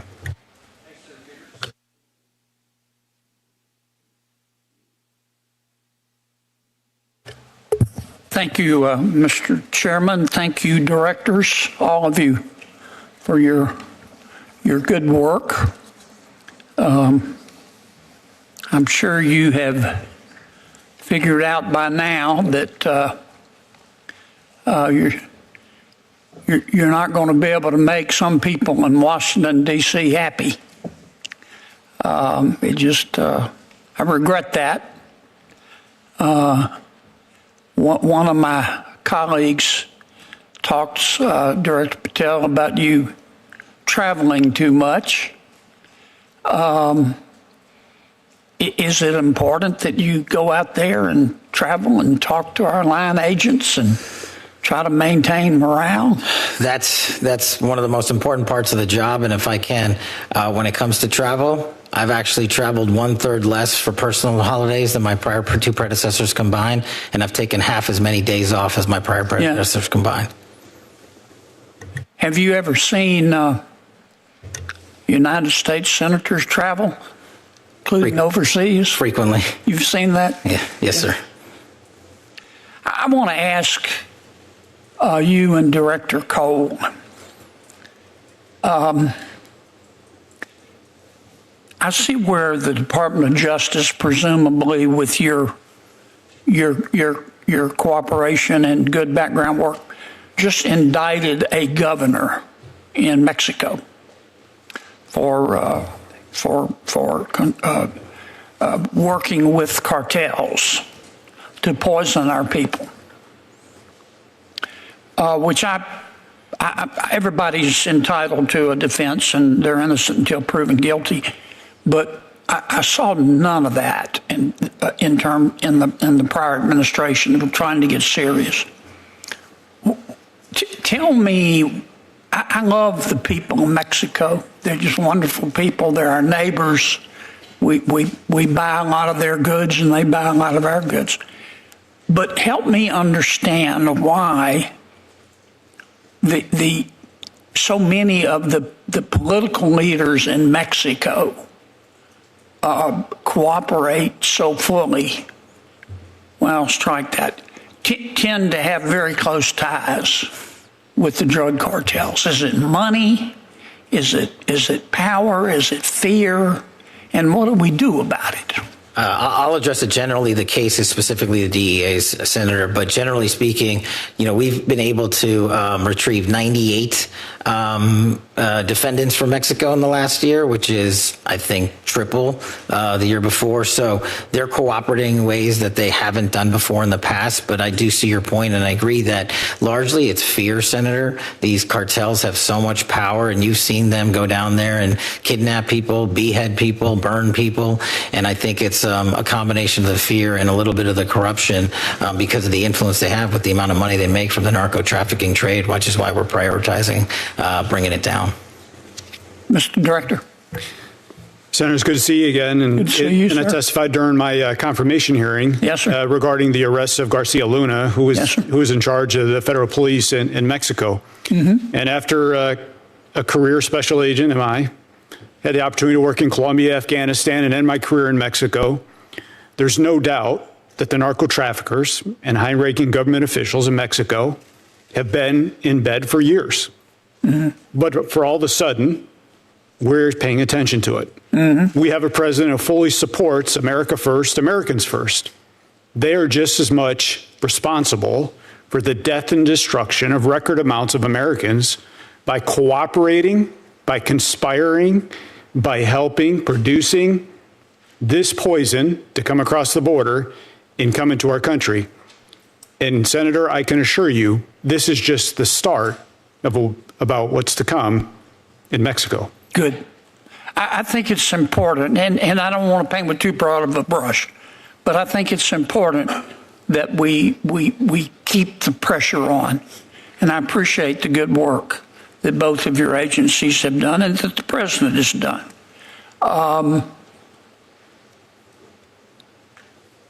Because when the current president didn't do this, but when a prior president of Mexico runs on a platform of hugs, not bullets, with respect to the cartels, that sort of speaks volumes about what they're willing to tolerate. Can I ask one question, Mr. Chairman, of Director Patel? Tell me why we shouldn't require warrants under Section 702 when our intelligence people access the records of American citizens. I think you're referring to the query process of U.S. persons under 702, Senator. Yes, sir. Because under Section 702 as it stands, the collection from 702 is already lawfully collected under federal statute of overseas individuals targeted by the intelligence communities. And just to clarify, 702 is run separately by the FBI, the NSA, the CIA. They have their own separate 702 programs. So for us, in order to have the ability to defend the homeland appropriately, all we are doing when we run a query is we're asking that this selector popped, and we have no other information. So it would be factually and legally impossible to obtain probable cause because we just walk into a courtroom and say, we got this selector, it's connected with so-and-so lawfully collected information overseas. We can't tell you, Judge, anything else about it. They would say you don't have probable cause. And that's why the query system exists, to go in and see if they're actually connected to any terrorist activities or narcotics trafficking activities or otherwise. Thank you for your indulgence, Mr. Chairman. Senator Kennedy, thank you. Senator Murkowski. Thank you, Mr. Chairman. Gentlemen, thank you for being here today, your testimony. Last week, we recognized May 5th as a day to remember those who have gone murdered, missing, Indigenous persons. Unfortunately, in Alaska, this is something that we use some pretty strong words like epidemic and crisis. The Urban Indian Health Institute has reports on the numbers that are out there right now, and in Alaska, we've got 229 murdered, missing Indigenous persons, 80 murdered, 149 that are on the missing list. And the statistic that is always so troubling is that when women go missing, when women come up, are determined to have been murdered, 75% of them are Alaska Native women. I mean, the statistics are just shocking and deeply, deeply troubling.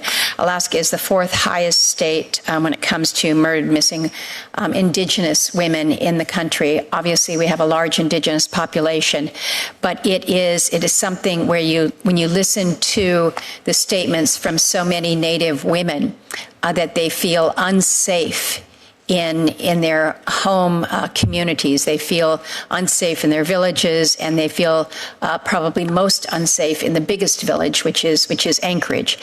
We're working on trying to make some headway here in this space, but we really need to understand where the gaps are. And we talk a lot about the data gaps. And so I'm raising this with you, Director Patel, and asking for your support and that of your team. You have great folks in Alaska, but I would suggest that given we have a small population, big landmass, and a problem and statistics that just don't match up to our demographics, that we need some help.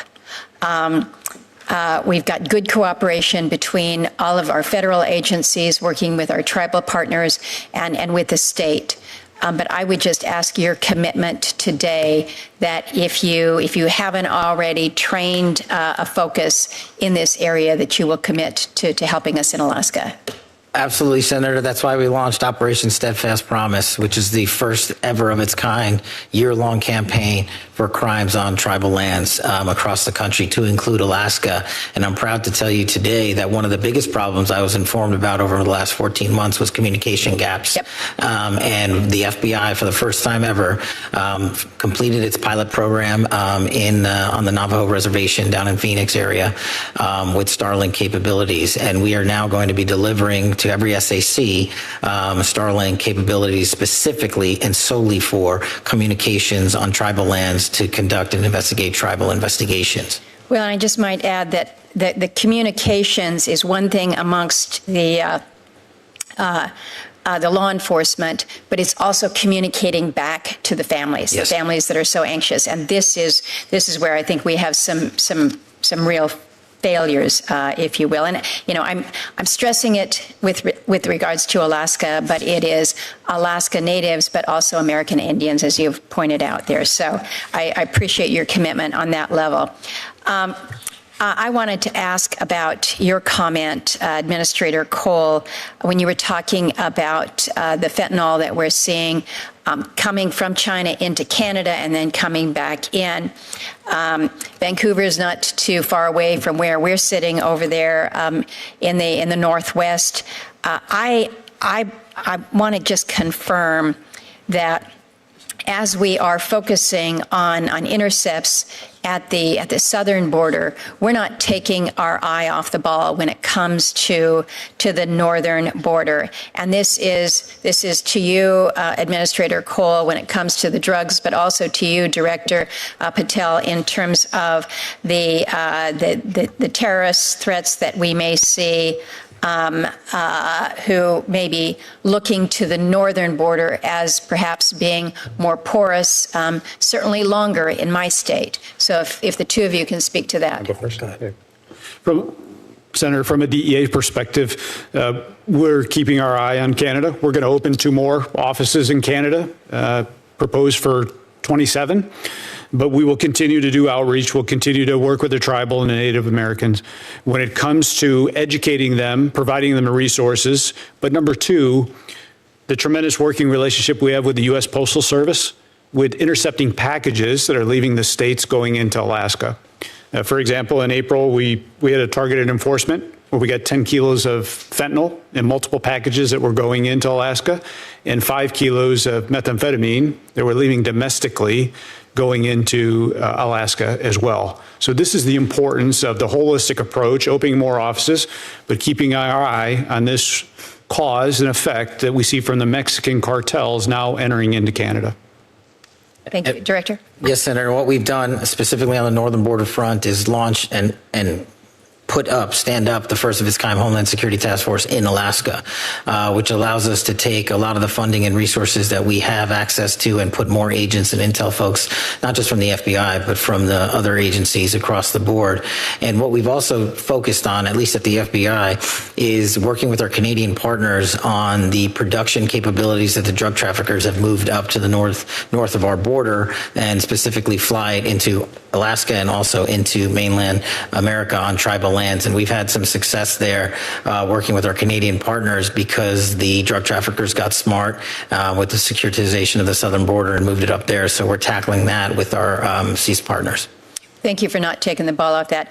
I have a question for Director Serralta regarding the federal detention facility in Alaska. We do not have a federal detention facility in our state, so all federal inmates either have to be housed at a state prison or more often they're just sent out of state, and it has at considerable cost to our U.S. Marshals to transport these federal inmates. We have asked for a feasibility study to determine whether it's now time to do that. The last time that this was reviewed was over 20 years ago at Senator Stevens' request. I've got report language in a past appropriations bill about a new study, but quite honestly, the response that we received from the department has been pretty lacking in detail, and so I would ask you, Director, if you'd be willing to take a look at this and have a conversation with us about the need in the state of Alaska. Senator, thank you for your question. The answer to your question is yes. I'm willing to look at anything that will facilitate the processing of prisoners in a safe manner. However, I have to notate that we use about 80% of our jails are state and locals. That's throughout the nation, so it's not uncommon. However, there is perhaps a Bureau of Prison prison project that may work well in Alaska, but I would have to see what. I'd look forward to a conversation with you about it. We unfortunately don't have anything that comes cheap when it comes to taking care of our federal inmates, whether it's on the state side or shipping them out. And so it is a cost matter, but it also is a great burden on our U.S. Marshals. And I appreciate the good work that you do. Thank you, Mr. Chairman. Thank you. Thank you, Senator Murkowski. Senator Van Hollen and I are going to just have a couple of wrap-up questions, and then we'll conclude the hearing, and I'll turn to Senator Van Hollen. Thank you, Mr. Chairman. So, Director Patel, I've been listening carefully to your responses to some of my colleagues, and I want to start with a question that Senator Coons asked you that relates to this article where the headline is Kash Patel's latest firings ousted agents with expertise in Iran. The article says that these individuals were fired for their role in the classified documents investigations of Donald Trump. First of all, is that true? The article, just like all the other articles you cited, is false, and there's ongoing litigation, so I can't address it. Okay. You did answer Senator Coons, and I understood your answer to be that the people that were fired, that none of them were part of the group that had Iran expertise. Is that your answer? No, he asked if they were Iran experts. I said they were not. Were the group fired? Did it include people who were Iran experts? No. Did it include people who were involved in counter-espionage activities with respect to Iran? I don't have the list in front of me. So you don't know whether or not you fired people with counter-espionage experience with respect to Iran? You don't know the answer to that question? I terminated anyone and everyone that weaponized law enforcement. I see. So it was related, obviously, to the classified documents case. So that's not what I said. Well, Director Patel, I understood you to say in response to Senator Murray that you've not redirected FBI resources toward the immigration enforcement effort. That's not what I said. Okay. Have you redirected resources away from your core FBI responsibilities toward the mass deportation effort? No one at the FBI has been permanently reassigned on the immigration front, and when we pull the numbers, the FBI's overall operational field expenditures surged periodically for immigration enforcement activities, including the arrest of 2,000 people with direct ties to foreign terrorist organizations, was 2.4%. So, okay. So the key word there, I guess, was permanently. You have not permanently reassigned. Is that what you reassigned temporarily? Surges, yes, sir. Okay. Have you had a chance to listen to or read about Brian Driscoll's statements about what you said to him and the reasons for his firing? No, I have not, sir. So let me just say this, Mr. Director. In your response to me earlier, where you had a little bit of a blow-up, you made a couple provably false statements. So did you. No, Mr. Director, I was reading about and asking you to respond to allegations that are made. In fact, I was giving you an opportunity to do that, and you took that opportunity. But in the process, you made these provably false statements that I know are sort of like urban legend in right-wing media about margaritas in El Salvador, which is provably false. And so coming from the mouth of an FBI director to make provably false statements in a hearing like this is extremely troubling. And it leads me to ask whether or not the other things you've been saying are false statements. And so because that's a provably false statement. You made a couple others that are provably false. And this is from the mouth of the FBI director. The only one that made false statements is you. My final question to you, Mr. Director, is do you know that it is a crime to lie to Congress? Do you know that? That's my last question. I have not lied to Congress. I didn't ask you that. Lied to Congress is you. Do you? I'm not testifying here, sir, and I don't lie. Maybe the next time you run up a $7,000 bar tab, we can talk about it. Well, see, there you go, lying again. You suggested in the FBC report. I'll post it right now. You suggested it was public. It wasn't public money, as you know. That was for a 50-member staff party. So it was a $7,000 bar tab. Mr. Patel, I'm glad. Let me just say in closing, Mr. Chairman, two things. I'm glad that you have agreed to take the test regarding whether you have alcohol problems. I'm glad you agreed with me to do that. You still haven't answered my final question. Do you know, Mr. Director, that it is a crime to lie to Congress? Do you know that? I do not lie to Congress. I didn't ask you that. And you're insinuating that I am. I asked you whether you know. You want to correct your time in this session where you got steamrolled by the facts so you can have a Twitter narrative so you can go raise more money and spend more money on $7,000 bar tabs. Just let the record I'm not show, going to give Mr. it Chairman. to you. The director of the FBI apparently does not want to answer the question about whether or not it's a crime to lie to Congress, and I find that extremely troubling. I find it troubling that you lie to the American people every day. You are a disgrace, Mr. Director. Not nearly as big as you. The fact that you can't answer that question, I will. That concludes my questioning, Mr. Chairman. But I'm obviously very troubled. Question for the Director of ATF, Director Sakata. I want to talk just a minute about NIBIN. I don't need to explain to you what NIBIN is, but it is a very useful tool in involving violent crimes and illegal firearms. While I strongly support the Second Amendment and the right of law-abiding citizens to own guns and carry guns, I also believe that the responsibility we have with law enforcement is to make certain you have the tools to target violent criminals who use firearms to terrorize communities. Your budget requests a program increase of $7.8 million to support NIBIN. I wanted to give you the opportunity for me to hear the reason for that increase and how that tool will be helpful to law enforcement officials in my home state of Kansas. Good afternoon, Senator. Thank you again for your question and your support of ATF, in particular with the crime gun intelligence services that we provide to our state and local partners. NIBIN is one of the three legs to the stool of crime gun intelligence and probably one of the most important. Our correlation review specialists are housed in two facilities, one in Huntsville, Alabama, and one in Wichita.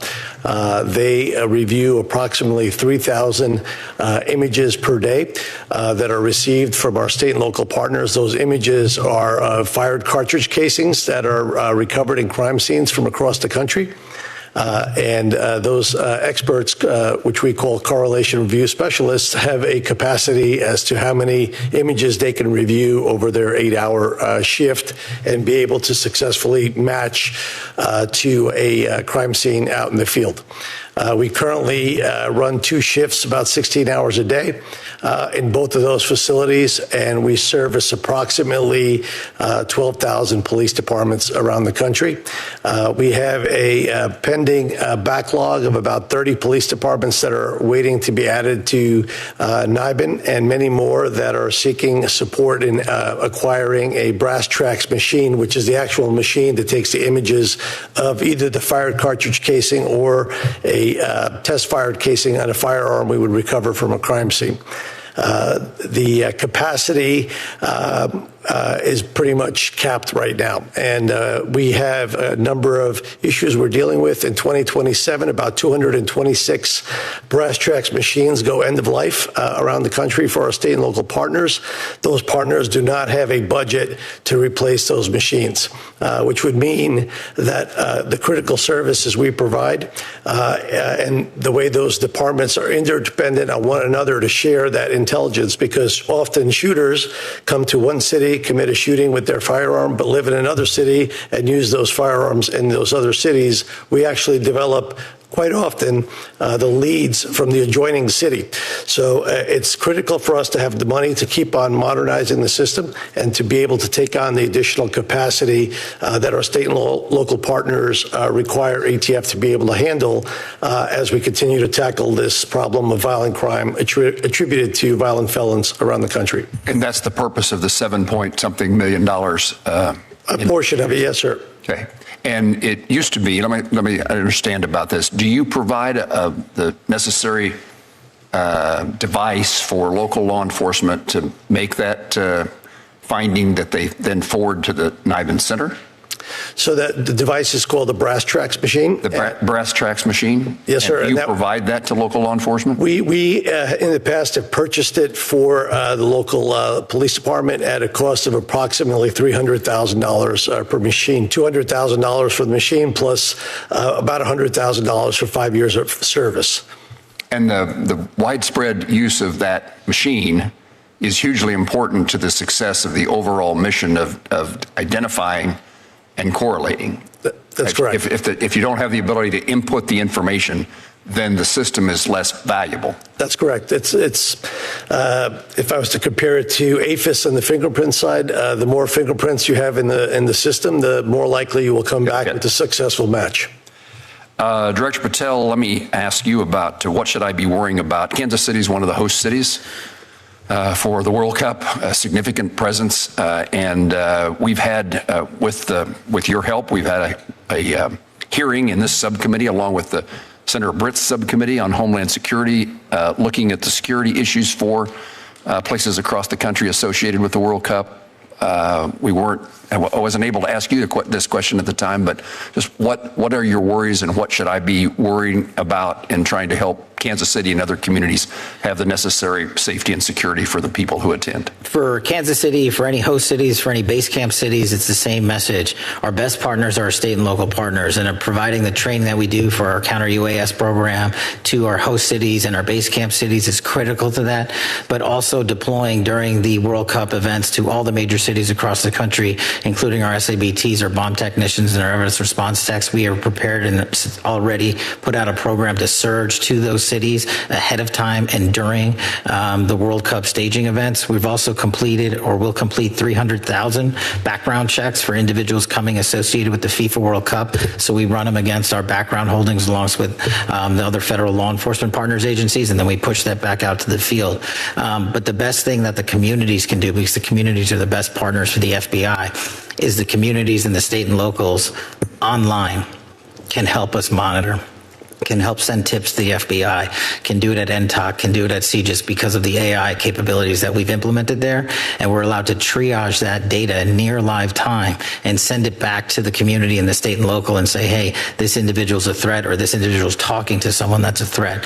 It's the biggest ask I have of the United States during the World Cup or any major sporting event. We had the Olympics in Milan, we had two F1 races, the Super Bowl, and the Club World Cup last summer, and we had zero major security incidents. We've learned from each and every one of those with our international partners and our state and federal partners, and we're well prepared for the upcoming World Cup across America, which is going to have 3 million people come visit, both Canada and America and also Mexico. But the state and locals focusing on online threats for me and providing that information would be critical. And that's a capability of sharing that information that they wouldn't have had in the absence of the attention that's being provided now due to the World Cup. Absolutely. And also data on the sidelines, as I said earlier, might as well not be collected. So that's why we took the AI tools for the first time ever and applied them against triaging that data that comes in on the NTOC, our tip lines, and in our criminal justice information systems. We're able to go through all of that, including foreign language, and triage that, and foreign social media posts and triage that. And we did so in North Carolina, just to give you one example, and prevented a school shooting. If we had just left it to human capital, we would have missed it. Got it. Administrator Cole, I've had the opportunity to see DEA Air Wings, the aviation department, in a couple of locations across the country. I wanted to give you a moment to speak toward the current state of the DEA's aviation fleet, modernization or recapitalization needs the agency is facing. We've tried to pay some attention toward recapitalizing the DEA and other law enforcement agencies' air fleet, but I can't imagine that we're any place close to where it ought to be. No, sir, we aren't, but thank you for your continued support of DEA Aviation. We recently sold one of our Challenger jets. We're going to use those proceeds back to buy another King Air. The King Air is the workhorse of our agency, not only domestically but internationally. It's been our workhorse in Colombia and soon to be going back to Mexico. So it's much needed. We will continue to streamline our efforts, continue to enforce the importance of aviation, especially with surveillance. But it's a force protector for our men and women that are on the ground every single day as well. So thank you for your support. And how does the budget request address that issue of recapitalization? The budget address will help with the purchase of the new aircraft, but it'll also allow us to ensure that our aviation fleet is always modern, safe, and very efficient. Let me turn again to you, though, Administrator Cole. Southwest Kansas sits in a major trafficking corridor, face, in my view, unique challenges tied to narcotics trafficking, specifically the movement of fentanyl and this is the second time I haven't been able to say methamphetamine. Methamphetamines, thank you. Through rural communities that do not have the same local law enforcement resources as large cities do. The DEA has been willing to establish a position in Garden City, and I appreciate that. Would you speak to what additional steps the DEA is taking to incentivize agents to locate in a place like Garden City, which to me is a very fine place, but is rural, and it's considered a small town by many, but one of the largest that I represent. And tell me about what you need in regard to incentives for relocation or otherwise. Well, thank you for that. And as a career special agent, my first assignment was McAlester, Oklahoma. 3 agents for 30 counties. So I know the importance of making sure that DEA is present in those rural counties. I'm committed to staffing the Garden City office.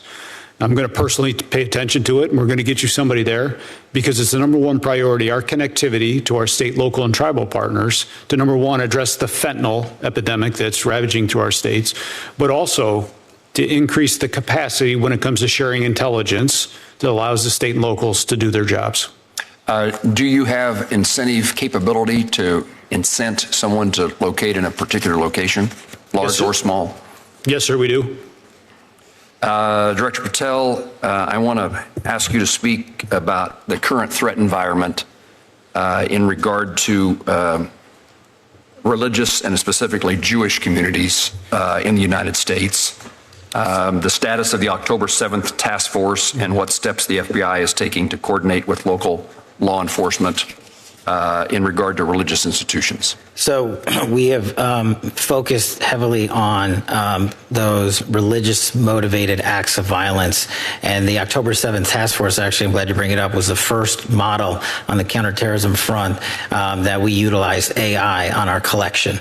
And it gave us numerous leads, including the ability to stop and thwart attacks. We stopped 4 attacks during the holidays in just December alone.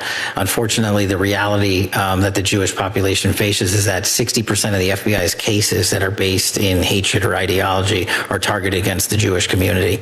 And so what we're doing to countermand that front is a couple of things. One, get out as much information as we can to the American public to show that these investigations lead directly to ties based in ideology, in anti-Semitic values. And we're trying to educate the American public and the world that this is a very real threat here.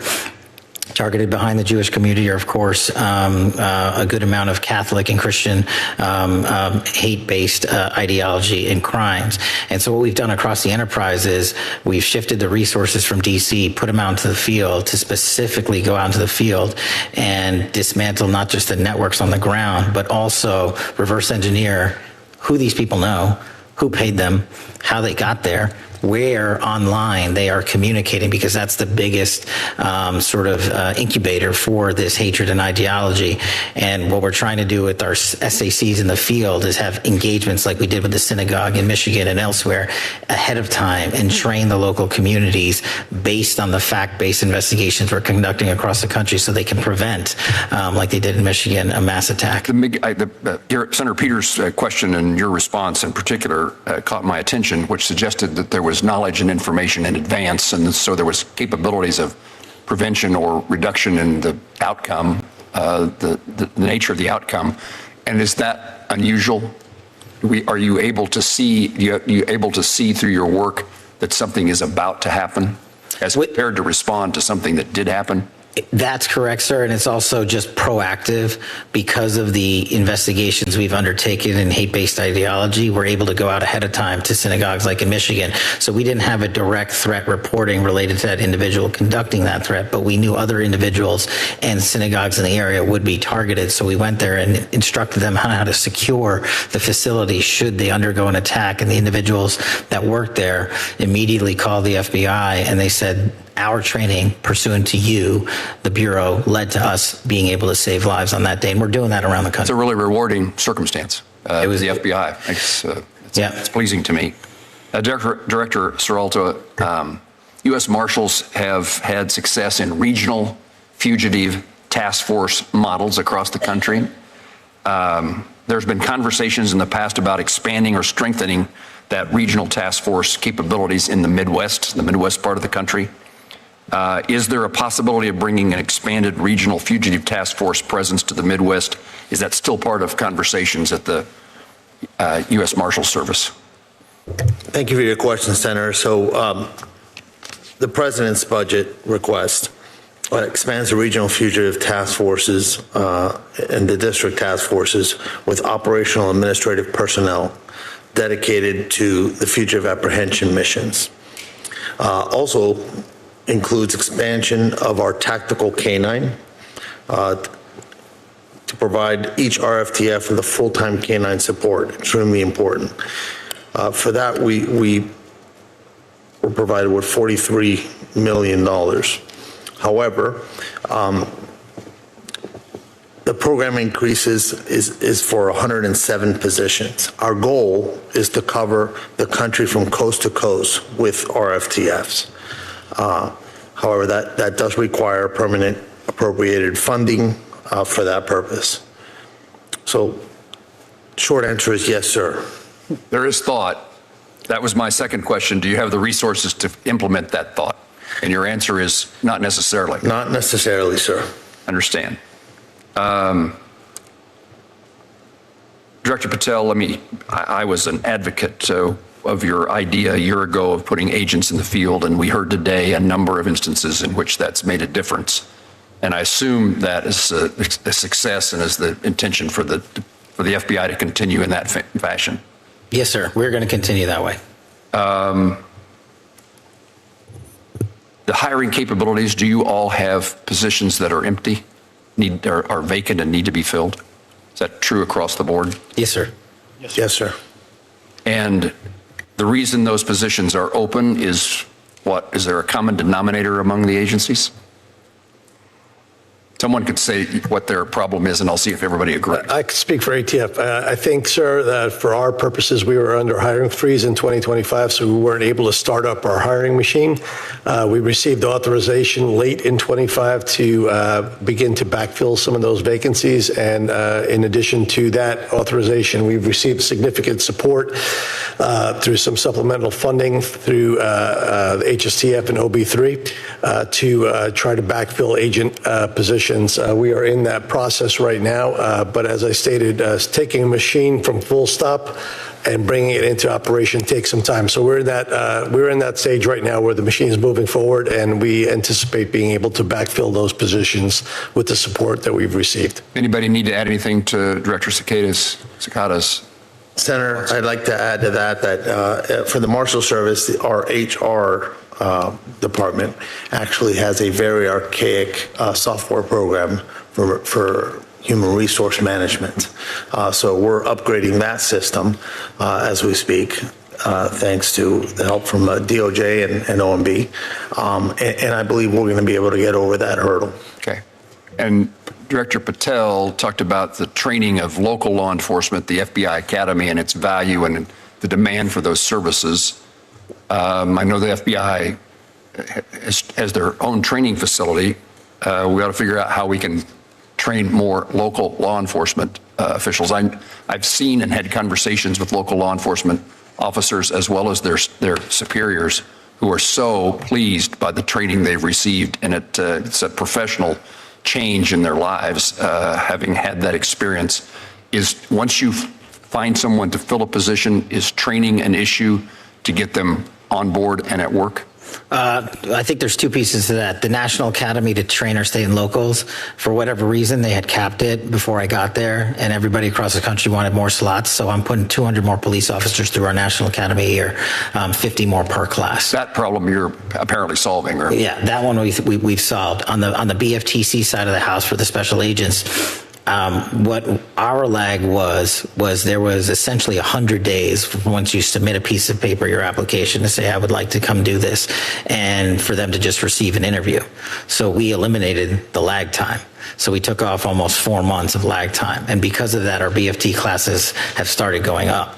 And so our recruiting is also been heavily invested in to recruit around the country. And so we're filling the billets. And as soon as you graduate BFTC, you go immediately to your field office assignment. There's no, literally the day after graduation, you report for duty. Let me ask the other agencies, if you're successful in recruiting, do you have the capacity then to train and put that new agent in the field at work? Senator, from DEA perspective, since we're back to global enforcement, we have no shortage of applicants, and we have space. We have our own academy next to the FBI Academy at Quantico. So we've been running significant classes through the academy. Okay. Yes, sir. U.S. Marshals and ATF? From the Marshal Service perspective, we use FLETC. They have accommodated an increase in classes to date. And we have a great working relationship, but would explore other methods if they're available. Okay.